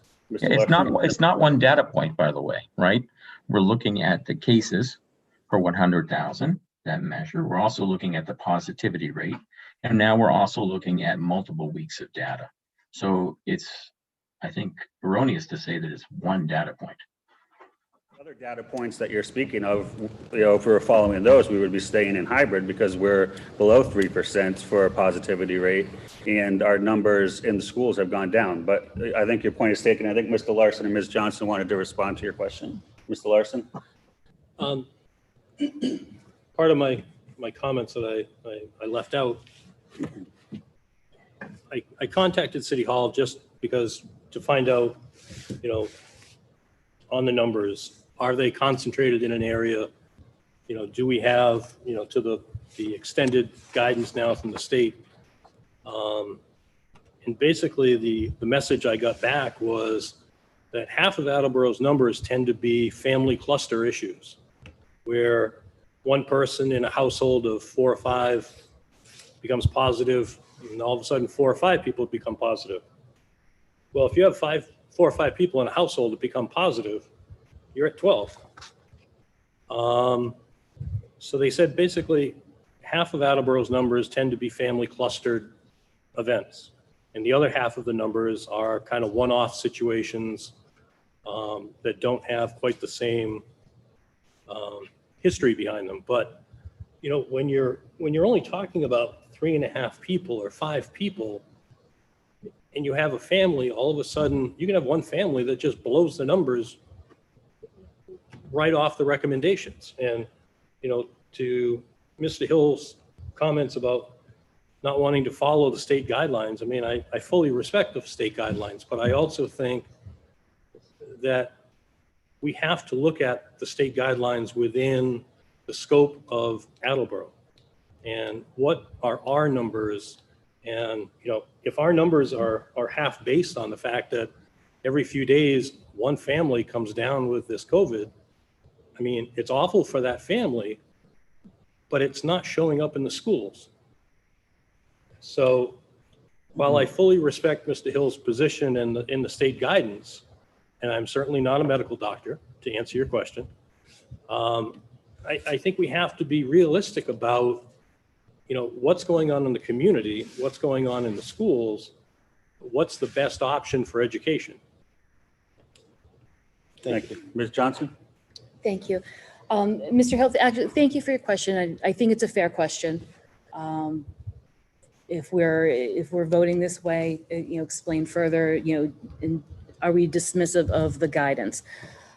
How I see this is that we have learned so much more about this virus that we didn't know in August, or the last time that we met. We have more data now than we had back then. We have a new set of data points that we're only guessing about, and that's regarding transmission in the school. I was fully expecting that as numbers would rise in the community, we were going to see that mirrored in the schools. We are not seeing that mirrored in the schools. And I'm sorry, I had another point that I wanted to throw out there. Oh yes, that again, this is guidance that we should apply to our particular community. And the fact that the commissioner has already reached out to ask that the guidance be reevaluated in light of the upcoming data makes me believe that this guidance is going to be changing possibly in the short term. And I would hate to go ahead and make this move and disrupt the school system, disrupt children's access to a lot of mental health supports, a lot of their education supports, access to healthy meals when it may have been premature to do so. So that's the background behind my thinking. And again, I do thank you for your question. I think it was an important one. Mr. Storrs? Thank you, Mr. Chairman. When Mr. Hill asked that question to the committee, because I'm one of the members who feels that right now we're in the right mode and we should monitor and stay in this mode for now. We're talking about extenuating circumstances. I know that Mr. Larson brought up a good point, but we don't have any specific things that we can attribute the city's numbers to. But 2 weeks ago, I made it clear that I want to look, personally, I'm looking at more than just the city numbers. I want to look at the school numbers. That's why I asked for the active cases versus the overall cases. That's why I focused on that data. I was amazed when I looked at the data and saw that as far as within the schools, we're heading in the right direction. Sure, the city is not, but the schools are. In the big picture to me, as I already explained, I'm taking into account so much more than just the possibility of having, students, get a case of this. I'm looking at the mental health and the social emotional and the nutrition and all those other things that they can only get in school. We already proved last year that although what we did was amazing, being able to provide lunches for students when we were fully remote, we were going from, I think, feeding over 1,000 daily free and reduced lunch students, if I remember the data from Mr. Furtado, to about 120 on a daily basis. That's something we need to take into account. So, to me, the question you asked is similar to this question. Mr. Sawyer, I'm going to put you on the spot. Are the schools safe? To the best of my knowledge, yes. Thank you. Does any member of this committee not feel that our schools are safe based on the information, our administration, and the data that we have? That's what I'm basing my decision on. Mr. Geddes? Thank you, Mr. Chairman. I had a couple of questions for the administration, but I wanted to just comment on Mr. Larson's previous comment a couple comments ago. Mr. Larson mentioned that he has heard only from folks that feel like students should be in schools and that we should remain open. The feedback I've gotten has been much more varied. I would say at the elementary and middle level, absolutely. Parents have said, the contact I've gotten from parents has been that they want their kids to remain in school. I have heard from parents and even non-parents saying the other end of the spectrum. What are we waiting for? Why are we still in school? And so I do think that this discussion is to his point being reflective of what the community is expecting from us. I had a thought for based on what Mr. Storrs had just said, but it escaped me. So I'll go to my questions for the administration. Mr. Furtado, if you don't mind, I know this is something we have discussed a few times, but Mr. Amaral brought it up during open forum and Ms. Johnson just mentioned it again. The air circulation system at the high school is, as Ms. Johnson said, on its last legs. Are there any other facility related concerns that can across the district that we should be aware of with regards to air circulation, cleaning, or anything along those lines? Mr. Furtado is actually not here. I don't know if Mr. Sawyer or Ms. Regan can answer that, or if I will do my The best. joys of remote connection. Yeah. We will thank Mr. Furtado for putting me on the spot like this. So, couple things. Our ventilation throughout the district all meets the recommendations set by, the name of the group is escaping me in this moment, but whoever sets the standard, we're meeting it. The point that was made earlier is that we are judging the performance of that system based on CO2. So you're basically saying when there isn't good ventilation, you know that a room full of people will raise the CO2 levels in that room. So if you're seeing heightened CO2 levels, you know you're not getting good ventilation. Whereas if your CO2 levels are where they're supposed to be, you can deduce that it's working, because how else would you keep the CO2 levels down?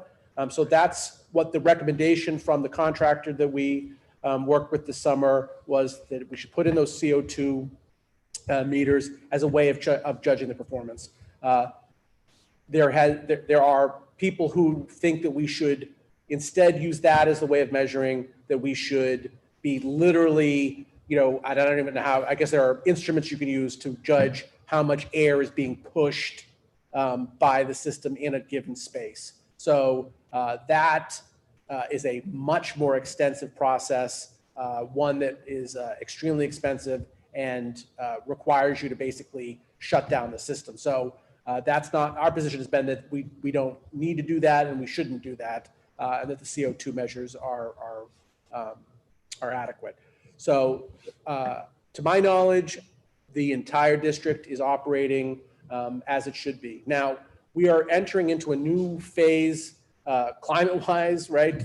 It's getting colder outside, and the heat is going to be either on in some buildings or it's coming on, and that's going to really have an impact on the user experience, because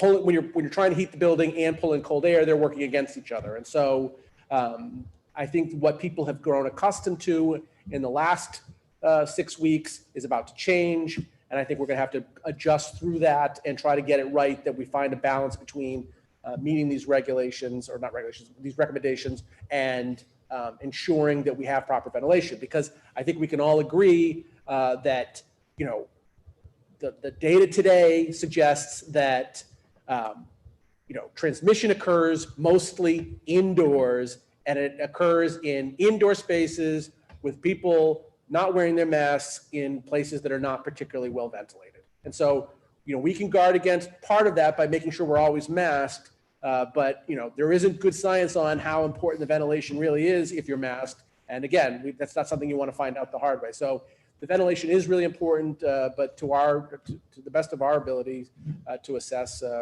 we think that across the district, we are where we need to be. But have you heard any concerns about other specific buildings aside from the high school? I know that there are constant questions about whether or not in a specific room there's, the proper ventilation or not. I mean, people have questions in all the buildings, because there's a lot of anxiety around making sure that the rooms are well ventilated, understandably. But I'm not aware of an actual problem anywhere. Thank you. And while you're speaking for Mr. Furtado,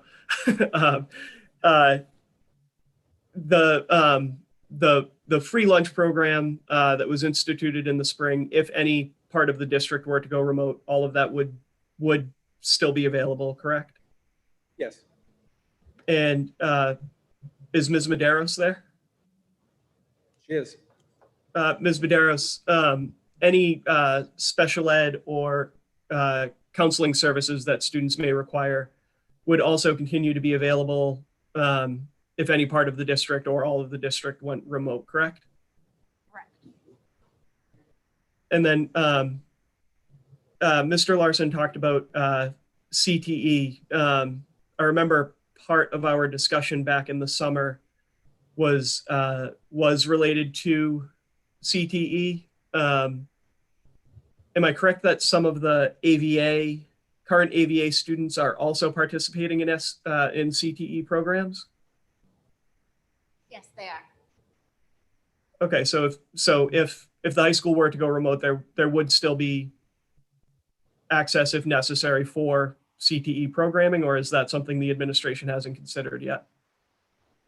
We're actually in the process of working out some of the details right now for a remote and an in-person or hybrid model. As a backup, just in case? Yes. Excellent, thank you. Like I said before, it's a very, we're in a very sticky situation. We're in a very conflicted situation with a lot to consider from all perspectives. So I'm grateful to us for, or to the rest of the committee for continuing to have this conversation. Thank you. Mr. Domenici?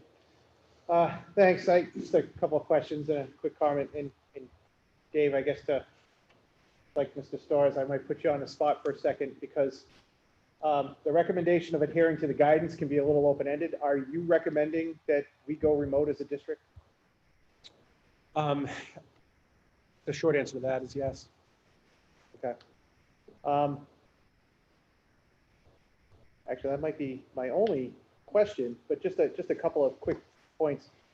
There was mention tonight about the hybrid model, and how great it's working, but I'm not sure we have those metrics yet. I know, like in its simplest form, being in the school is greater than not being in the school in terms of educating our children, and we do have a responsibility to provide the best education we can. I'm not convinced that the hybrid model is the best way to achieve it, quite honestly. A lot of families have had trouble with it, and maybe, a lot of that might have to do with the 3 days they're not in. But we're not quite in a situation where I think we can consider putting everybody in school full-time, 5 days a week. I wish we could. But I also know it's taxing on the educators. Ms. Regan, you gave me numbers somewhere in the vicinity of about 150 students waiting to get into AVA across the levels. And I imagine that while they wait, they're not coming to school.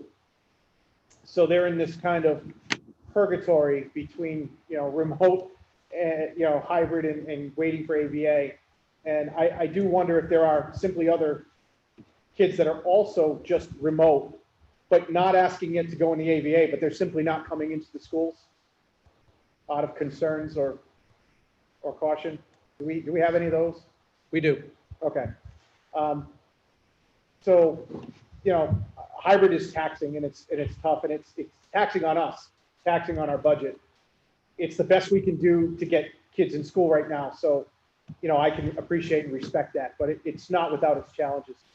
And as far as looking at numbers, I agree. Mr. Larson, I was trying to do the reverse calculation of numbers on the state numbers, and I think they were measuring us at about 46,000 people, but 44, 46, it's less than half, right? So those numbers that you mentioned, I had about the same, just under 6 for over 8, and just under 4 for,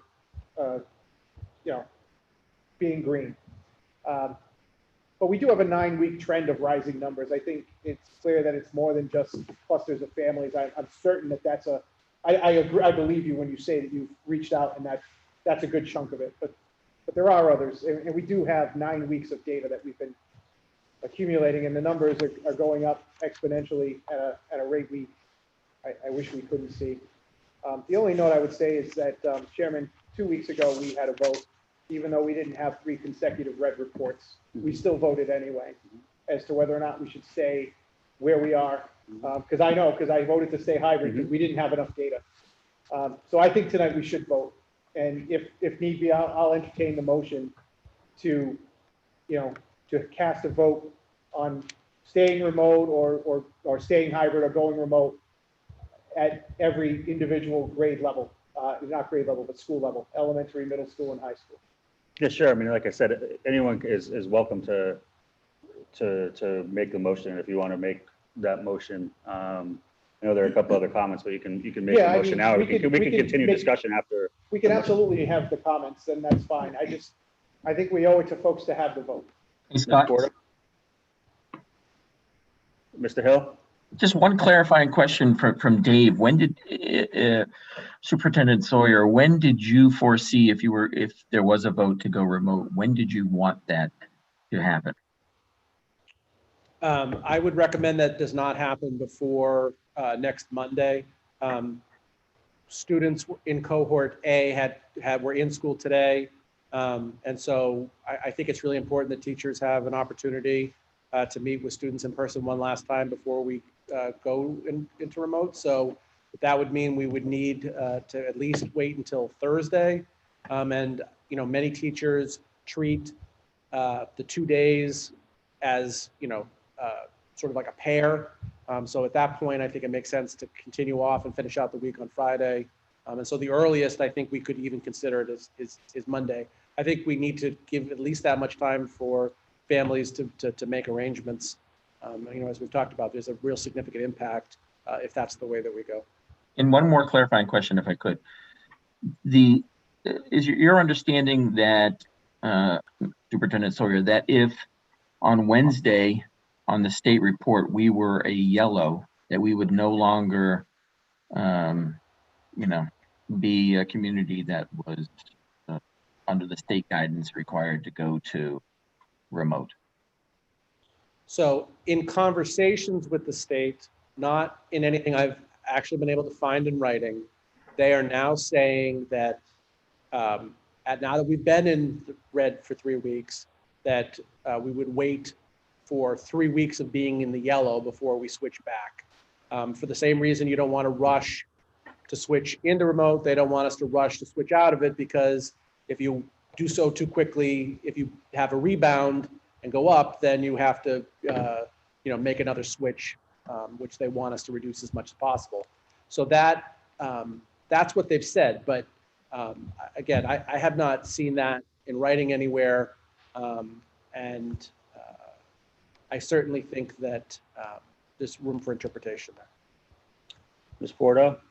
Yeah, thank you. I just want to say that my family's the hybrid model, and the teachers in all levels, I have 3 kids, each different levels. Their teachers have been doing an amazing job with supporting them with hybrid, special reading for my youngest, just started up, and it was very well executed, and hybrid is working for us. It's challenging, but it is working for us.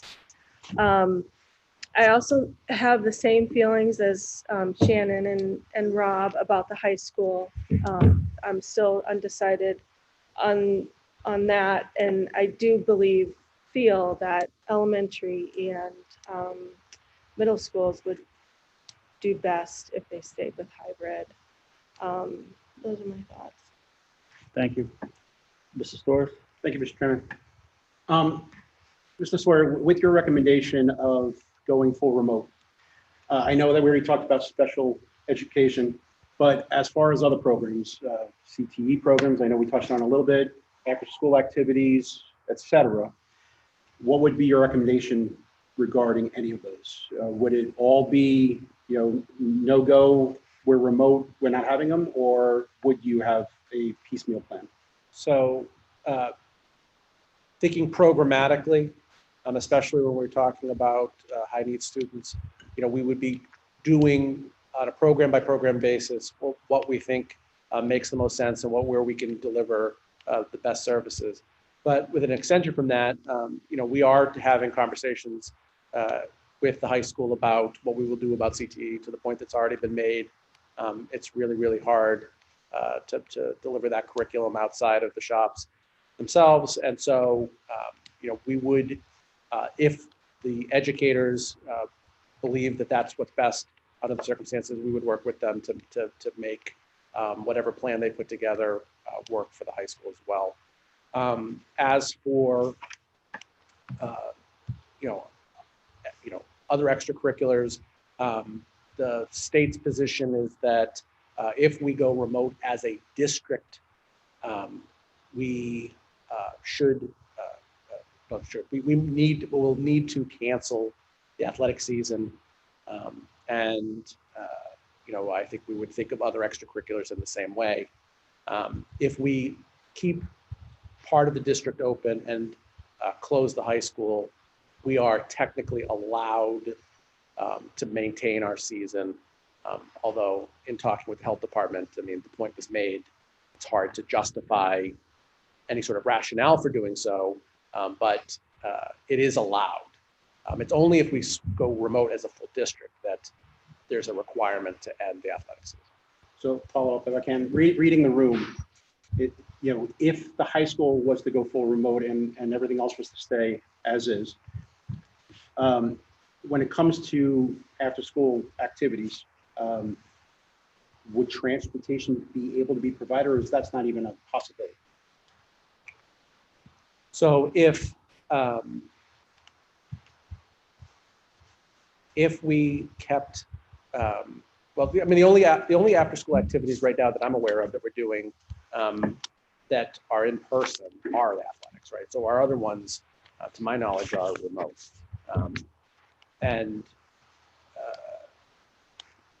For the athletics, I think we would have to work with the high school to figure out how to make that work best. But if we're going to offer it, then we have to worry about access to it and use our resources to do so.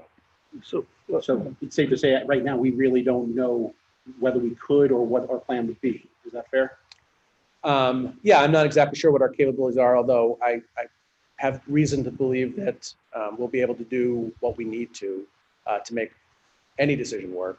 And, it's really sort of a downstream implication of this decision. I'm sure we can all appreciate that, it's not a reason to make this decision one way or the other.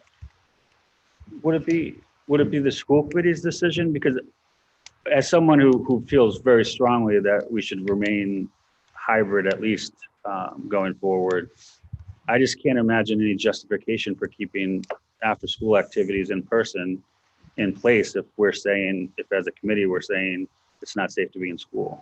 So would it be our decision? And if Yes. so, what is the justification that, or you said that it would be hard to justify? So it would be your decision whether to keep it open or not.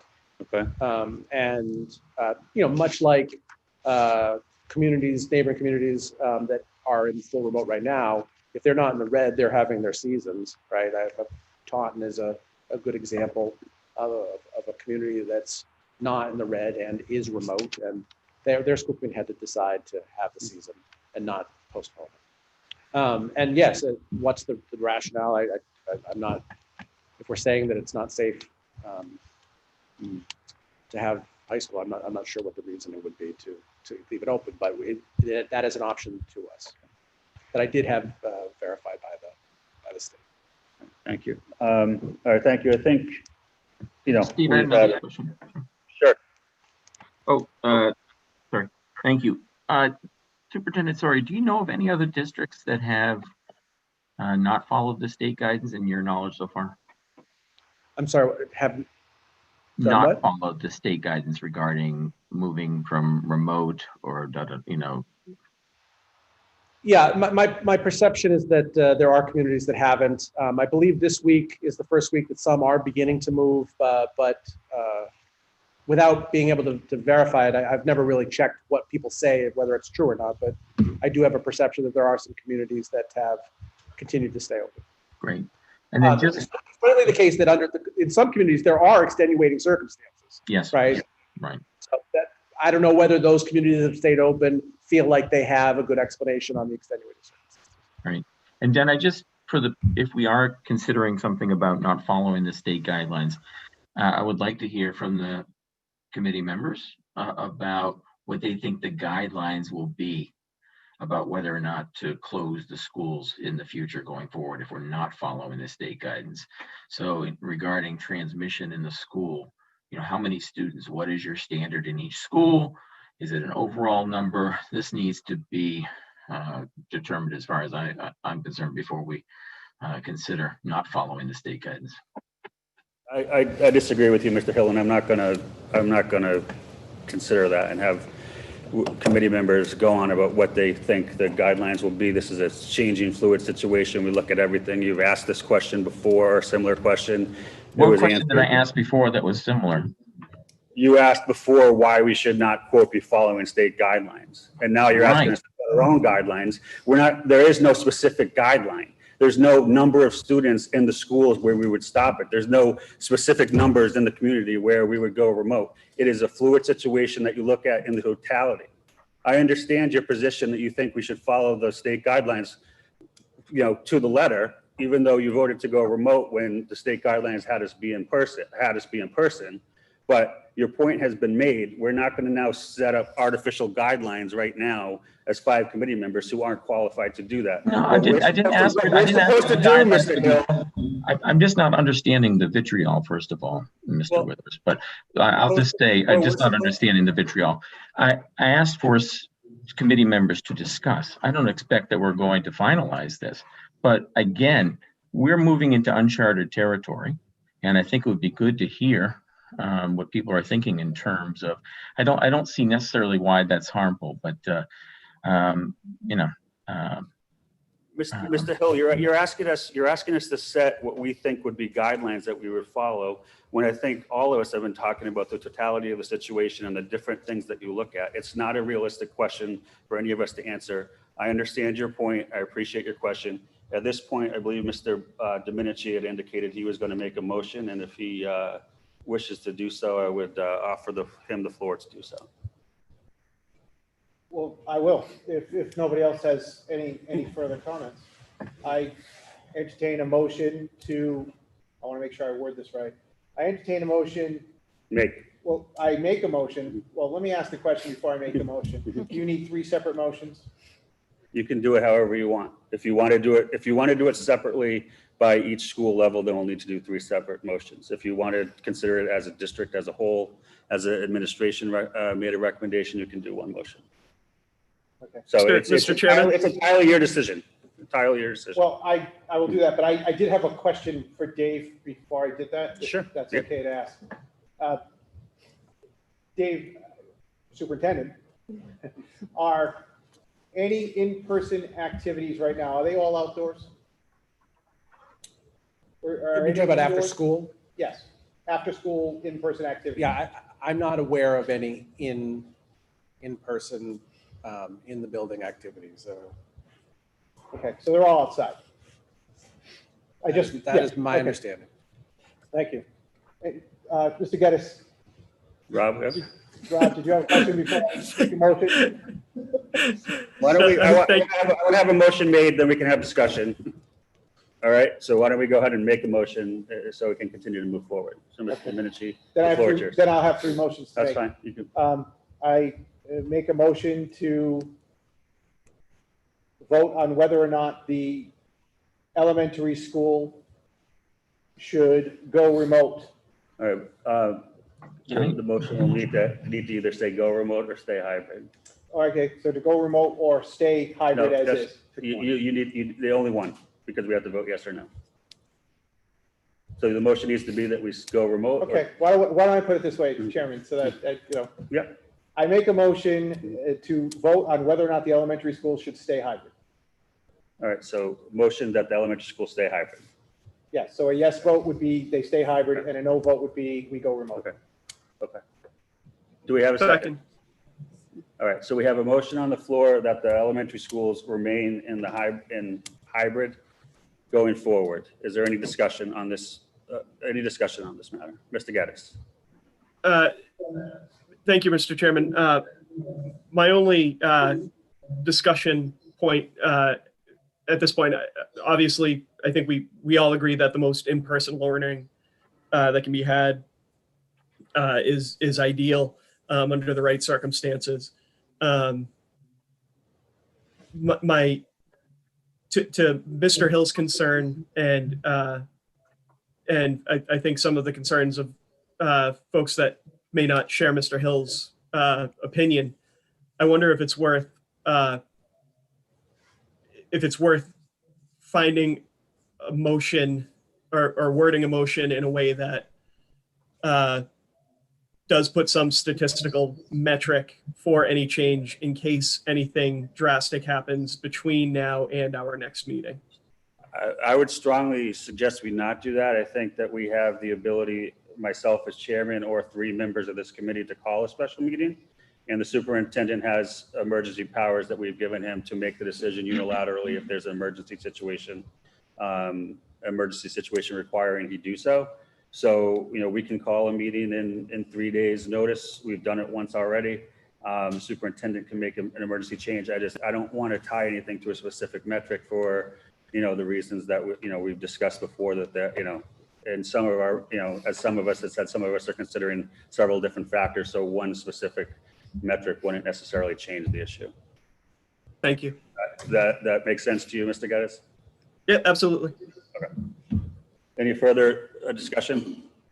All right, Mr. Domenici, it's your motion. A yes vote means we stay in hybrid for the elementary school. A no vote means we go remote. Mr. Domenici? Am I starting the roll? You're starting. Then I vote no. So you're voting that we go remote at the elementary school? At the elementary school, my no vote is that we do not stay hybrid. Okay, Mr. Hill? No. Mr. Geddes? Yes. Ms. Sawyer? Yes. Ms. Johnson? Yes. Mr. Withers, yes. Mr. Larson? Yes. Mr. Storrs? Yes. Ms. Porto? Yes.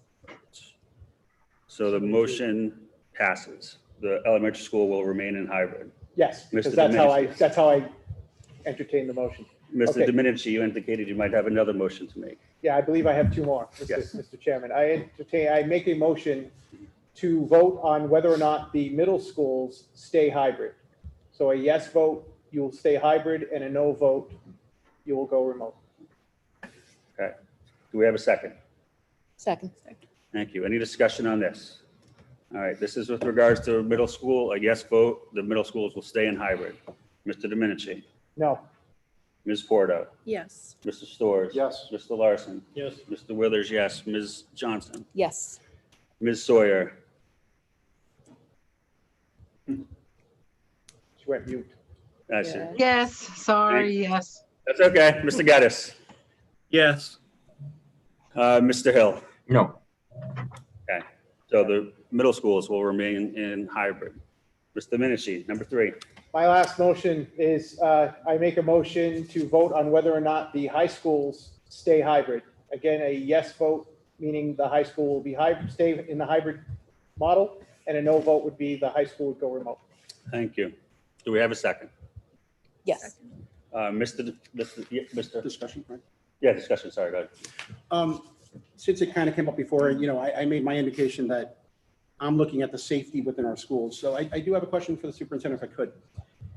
Looking at the numbers, is there a point of the internal that you would consider where we would not be safe?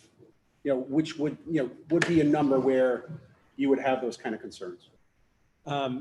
Without guidance from the state, I don't know what number is, the magic, dividing line. I will say that the way I think about it now without such help is that if we have in-school transmission that we can identify as caused by something which is correctable, there was a breakdown in the protocols, or students weren't doing what they were supposed to do, or staff weren't enforcing it. If it's something that can be addressed, I would be more comfortable with addressing the problem and continuing on, as I know the state will want us to do, because they send that team down because they don't want you to close your schools. But if we find ourselves in a situation where we don't know what's causing the transmission, and that we have reason to believe that perhaps our protocols are not functioning for a reason, perhaps we've hit that tipping point, or perhaps something else is going on that we can't figure out, I would be much more concerned about that, regardless of how many people are involved. If we can't say with good reason that we know how to prevent it from happening again, that's a situation in which I would be much more likely to start considering doing something about it. Fair point. Thank you. Any other discussion? Mr. Geddes? Thank you, Mr. Chairman. I think the important consideration and the reason I and again I'm very conflicted, and I'm narrowly leaning one way on this, very narrowly, but I think for me, we've all talked about the difference between being in school and not being in school. And I think at the high school, it's not that simple. Our high school students are not just going to and from school like most of our elementary and middle school students are. They are participating in activities that are not school related. They are working part-time jobs in a variety of areas that are going to expose them more. And that's why I think the high school is at more of a risk to bring that back. The high school students are at more of a risk to bring that back into a building that we know is living up to the recommendations of the state, but not as well as some of our other buildings. And that's just my final comment on why the high school should be considered slightly differently. Thank you. Thank you. Mr. Storrs? You know, listening to what Mr. Geddes just said, I kind of look at it from the other side of it. The high school students are the ones that are more mobile. They have the ability, a lot of them has vehicles, they have the ability to get away from their house. And if all of a sudden they're not in the schools 2 days a week, being monitored, wearing their masks, what have you, as we talked about earlier, there is absolutely going to be an increased chance of additional levels of contact with others. Think about it. When I was a high school student, would I have been at my house, sitting in my room, doing my homework? Probably not. I'd probably be at my buddy's house, and I wouldn't be wearing a mask. And I'd be in there with 5 other guys, and we'd be sitting around the living room, playing video games, doing our schoolwork, back and forth. What I'm trying to get at is, like we said before, I think they're safer in the high school. The numbers show that. And I'm worried that if we go full remote, we're actually increasing their ability to be exposed. I think that's the best way to say it. Mr. Larson?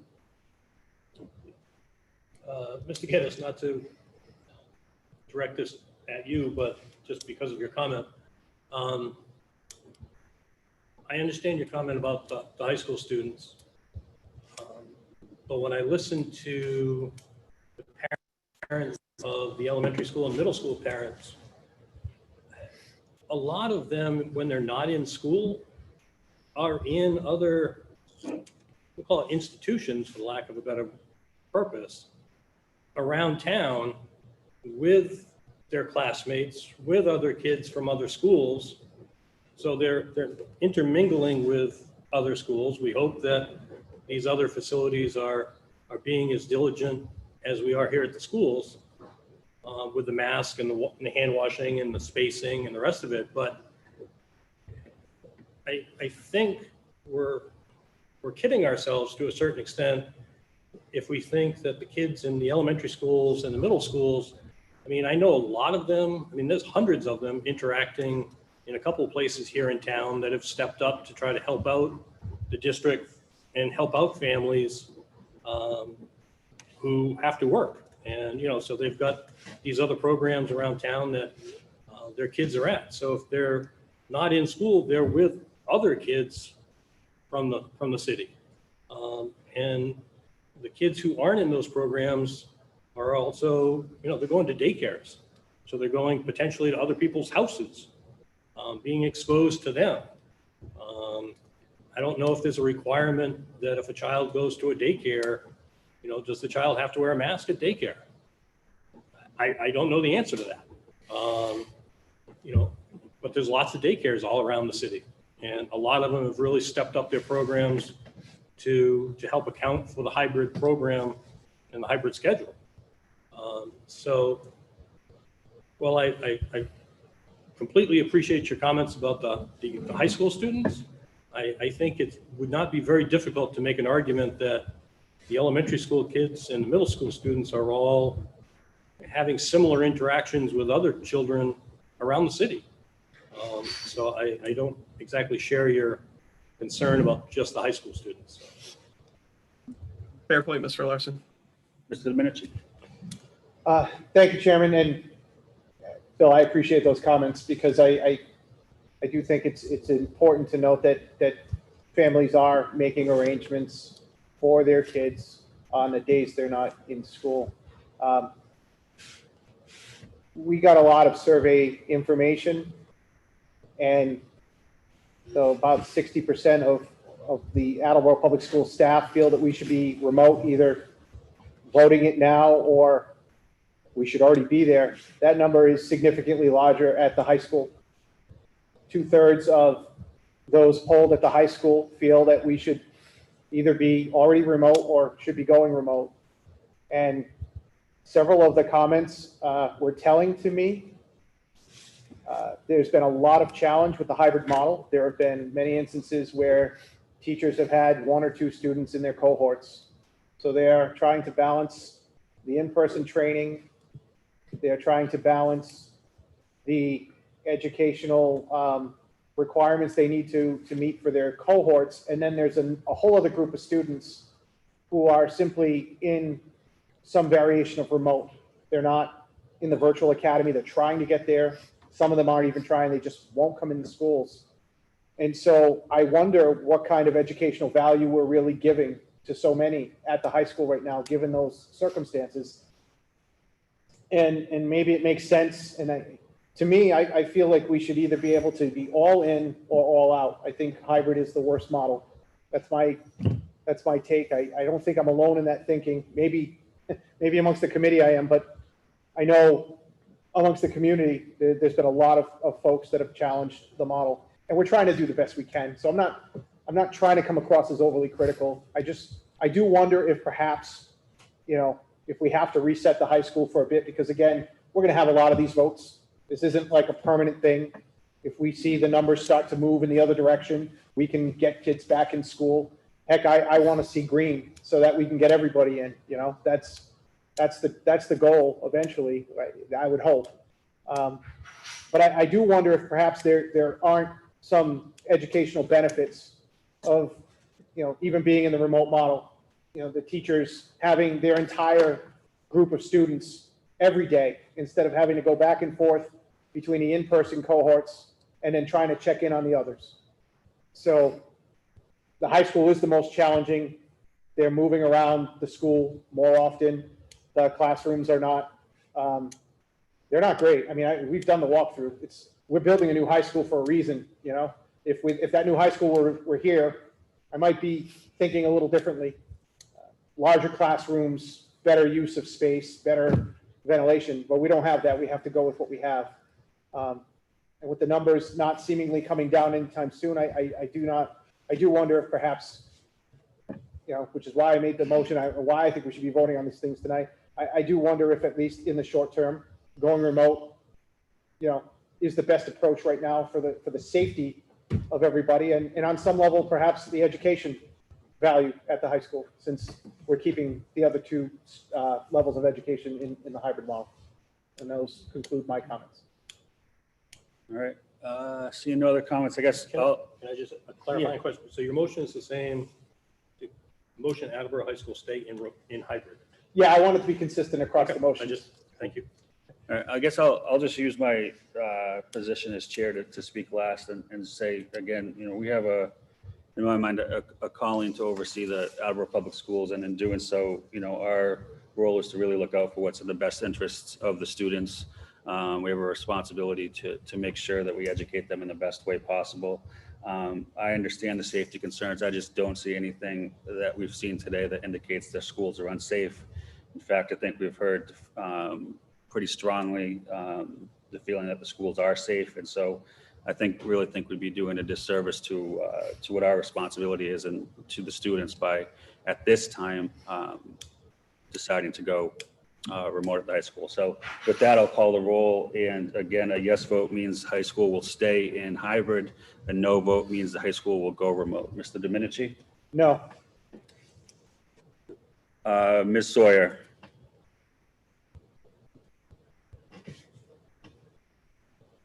Sorry, yes.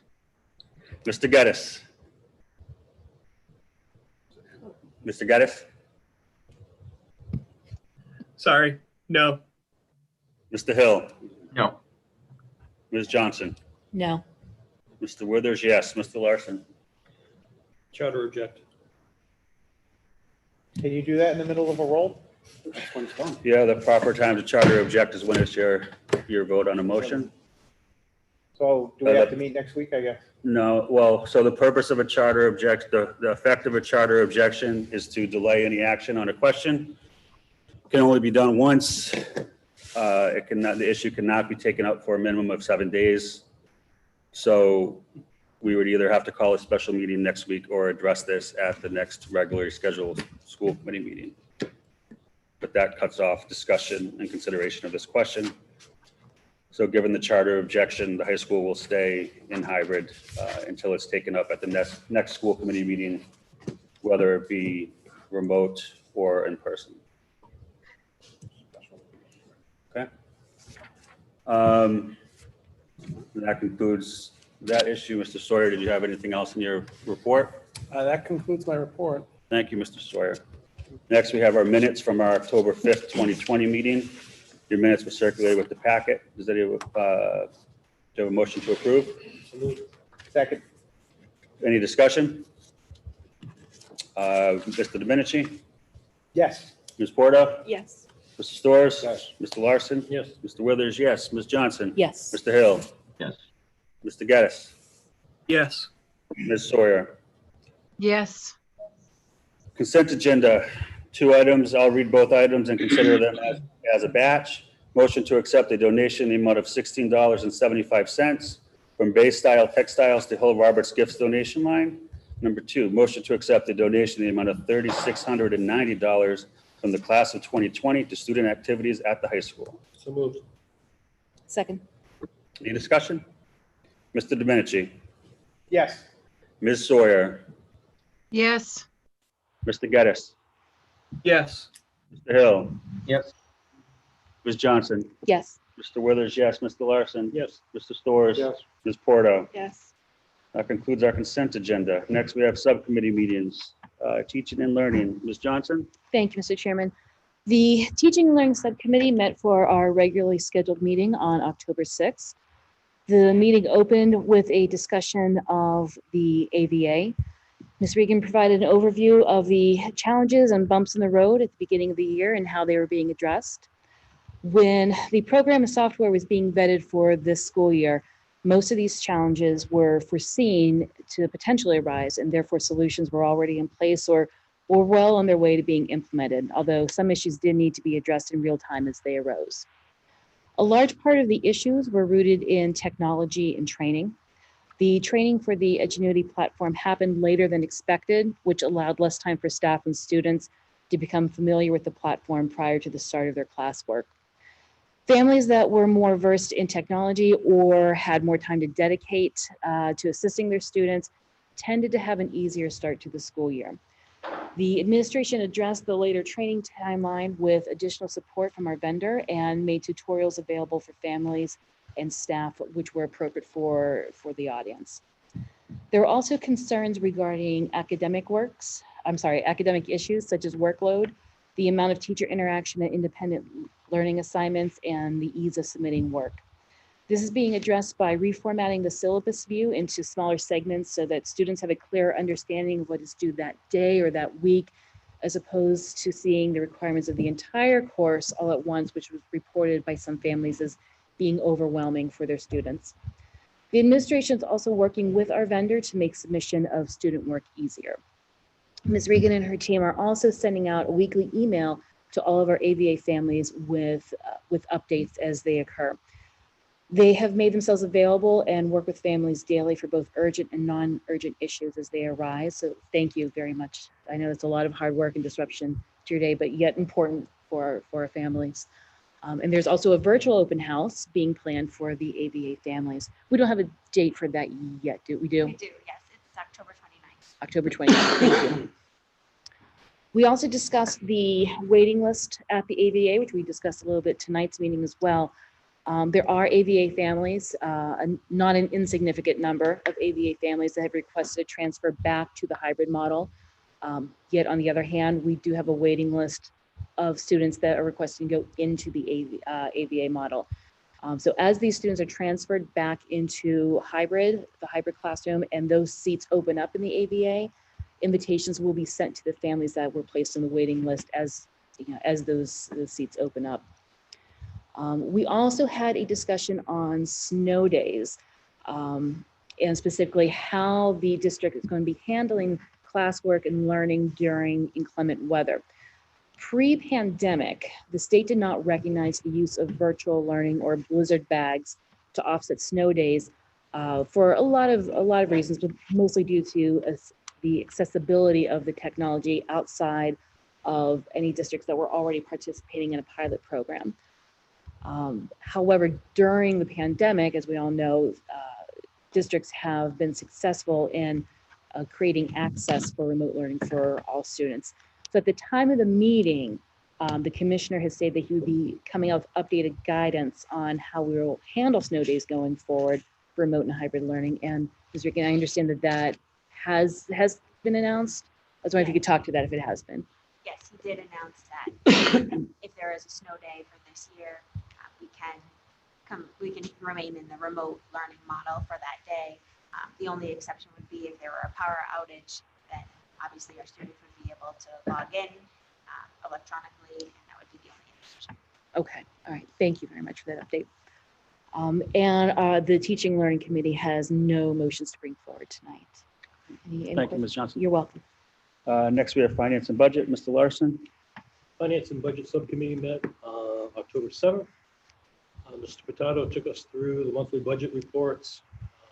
We're currently projecting approximately a $2 million shortfall at this time through the end of the year. A lot of that has to do with COVID-related issues, both from a supplies point of view, personnel hires that had to be made in order to do the different types of education that we're doing currently, and also in technology. The city has received some COVID relief from the government, and they're working with us through conversations with Mr. Furtado and people at City Hall. So they're aware of where we are and how we've gotten to this situation. So everyone's aware of it. As far as exactly how it ends up transpiring come June, we won't know that until we get a little closer to the end of the year. We had an MSBA update as far as the high school project goes. Mr. Furtado reported to the committee that the building itself is still ahead of schedule, and it's on budget or ahead of budget. Excuse me, it's below budget, I should say. So that's all very positive news. And we had a brief update on the gym floors at Hyman Fine and Hill Roberts. There's some roofing that happened in the district here at the two middle schools, Brennan and Wamsutta. There were some funds that were saved because those projects came in under budget. And City Hall is investigating the possibility of using some of those funds towards gym floor projects at the two elementary schools. So that is something that could possibly be in the works and on its way to City Council. Yes. Mr. Larson, the savings is great on the roofs. Would that actually, is that enough to actually cover the cost of the floors and then have money left over? I can't answer your question specifically. It sounded like there would be a very large majority of the funds to cover the floors. It's pretty impressive. And possibly the difference of what wasn't spent on the roofs, there could be a little bit more money found in order to get to the 700,000 that they're predicting for the two floor projects. But a lot of that is fluid. And sure. City Hall is in the process of sending a plan down to the City Council at the appropriate time when they're ready to do that. So I was trying to remember the cost of the roofs, and I thought that was somewhere in the vicinity of $3 million. So if we were 20 to 25% under, that could potentially cover. Well, I also think there are a lot of contingencies in the roof plan due to. So Yeah, we had some punch lists. Yeah. That's great. No, it would be fantastic. Absolutely. Any other questions? That's the end of my report. Thank you, Mr. Larson. That's the final item on our agenda tonight. I'll entertain a motion to adjourn. Move. Second. Mr. Dominici, you have led us every motion tonight, so why don't you lead us again? Yes. Ms. Porto, Yes. Mr. Storrs. Yes. Mr. Larson. Yes. Mr. Withers. Yes. It's been a long meeting. Ms. Johnson. Yes. Mr. Hill. Yes. Mr. Geddes. Yes. Ms. Sawyer. Yes. Thank you, everyone. Have a good night. Good night, everyone.